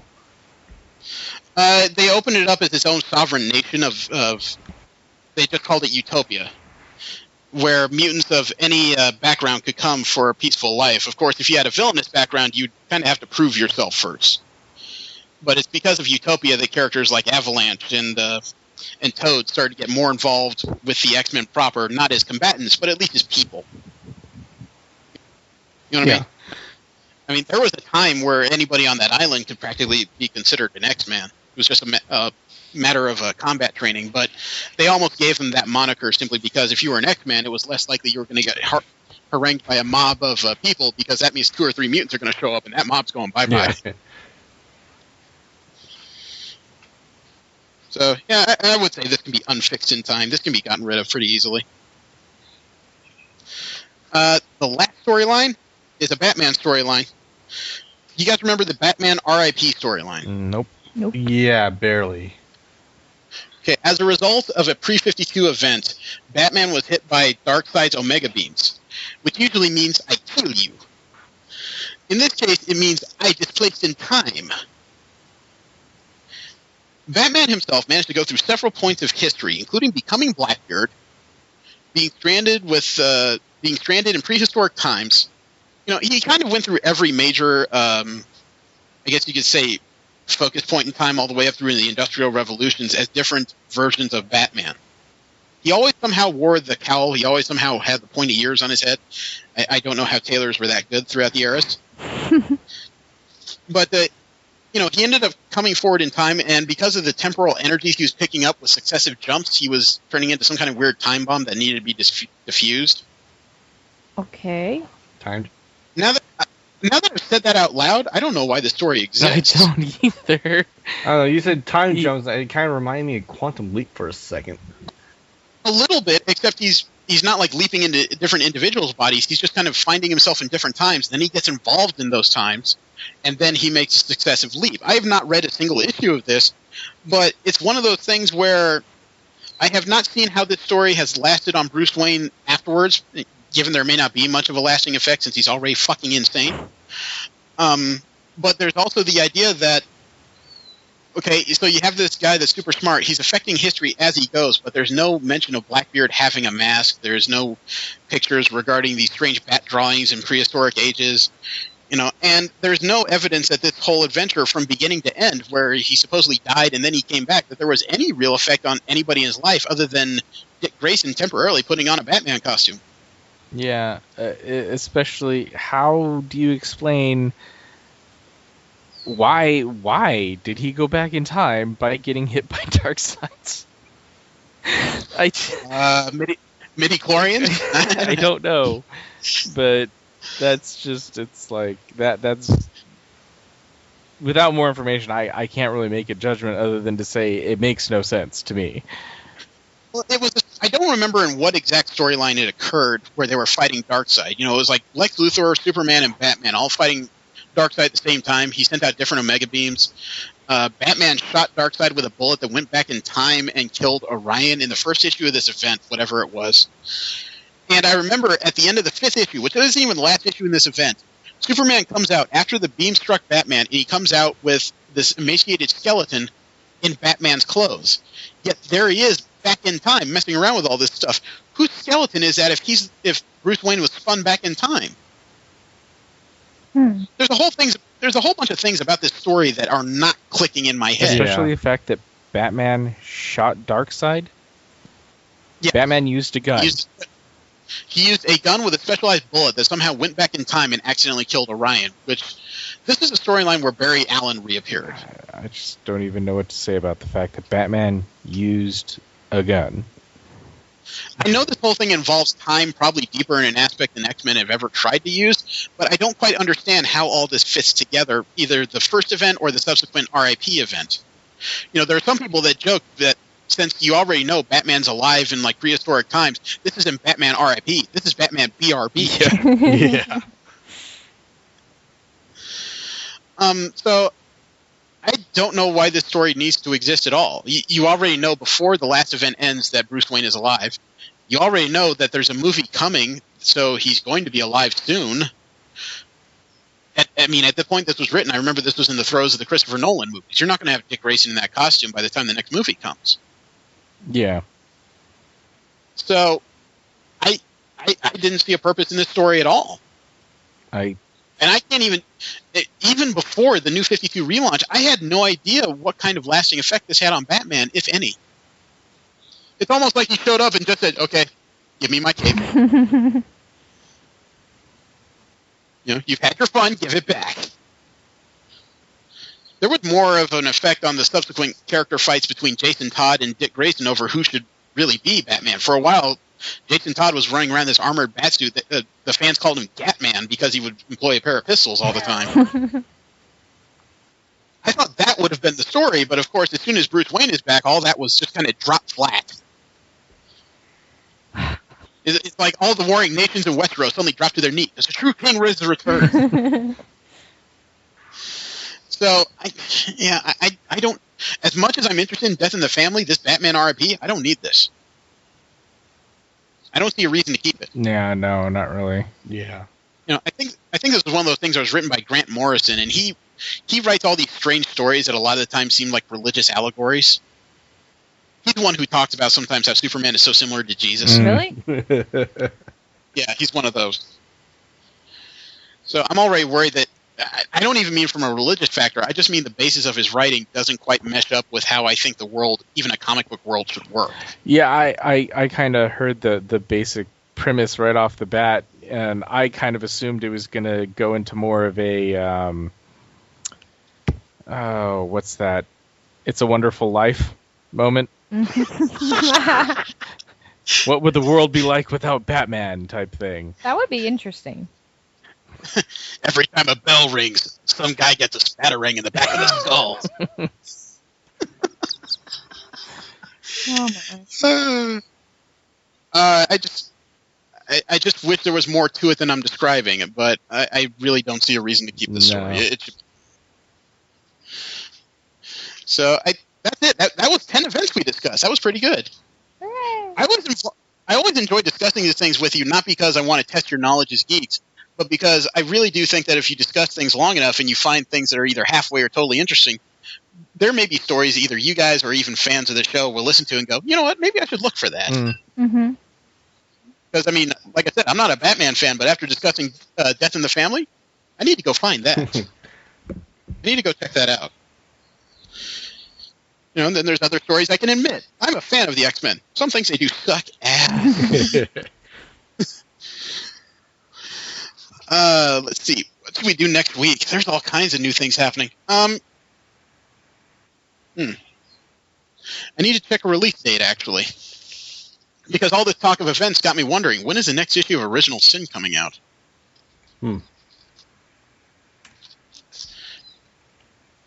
Original Sin number 4. There's a preview for it. That comes out June 18th. So a week and a half from now. There's only 3 issues of it out, so there's really not quite enough to discuss yet. 4, I'd say, would be a good start. But 3 is a bit light when it comes to an event book, you know? Yeah. What was that? I don't know. The way you whispered it, all I heard was pussy. It's like, what? Sorry. Is there some story I'm not aware of here? So I got a little excited for the wrong reason. Let's see. Where's the list of releases? I know listening to me muse is just so entertaining. Very. I'm almost kind of interested in the Deadpool biannual coming out. That just sounds... Well, Deadpool is meeting up with a bunch of 90s comic characters who were supposed to be made to sell toys called Brute Force. They were animals in cyborg suits. That is just ridiculous enough to be a fun Deadpool story, frankly. Yeah. And that's literally all it is. Hyper-intelligent animals in cyborg suits. It's one of the things you hear and just go, why? That's one of the things I hear, and I'm like, oh god, this is not going to end well. Yeah, and not even why for the story. It's literally, why would somebody create this? Why would you create Brute Force?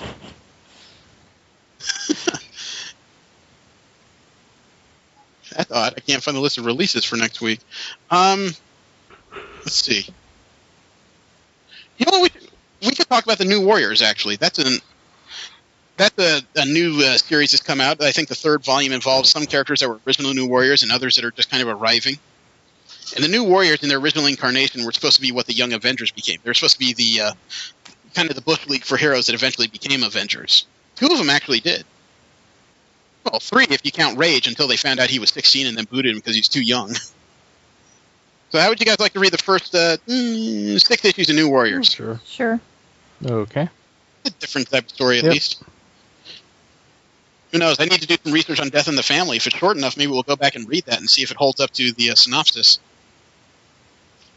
That would be interesting, but I got to see how long it is. I don't want to bore you guys. It's almost at least 2 issues in all the bats, in all the major bat titles. Oh, that's too fucking much for me. That's what? That's 2 issues, 12 issues. Assuming that neither of them were bookended by individual issues like an Alpha and Omega. No, let's stick with New Warriors. That's more finite. So we'll do the first 6 issues of New Warriors. This has been a fun one. I want to thank everybody for showing up, and I invite you to roll with us again next week. Thank you very much. I am Jeremy. Steve, Jesse. And V. Thank you very much. It's going to be easy to note that I had no ending for that episode whatsoever.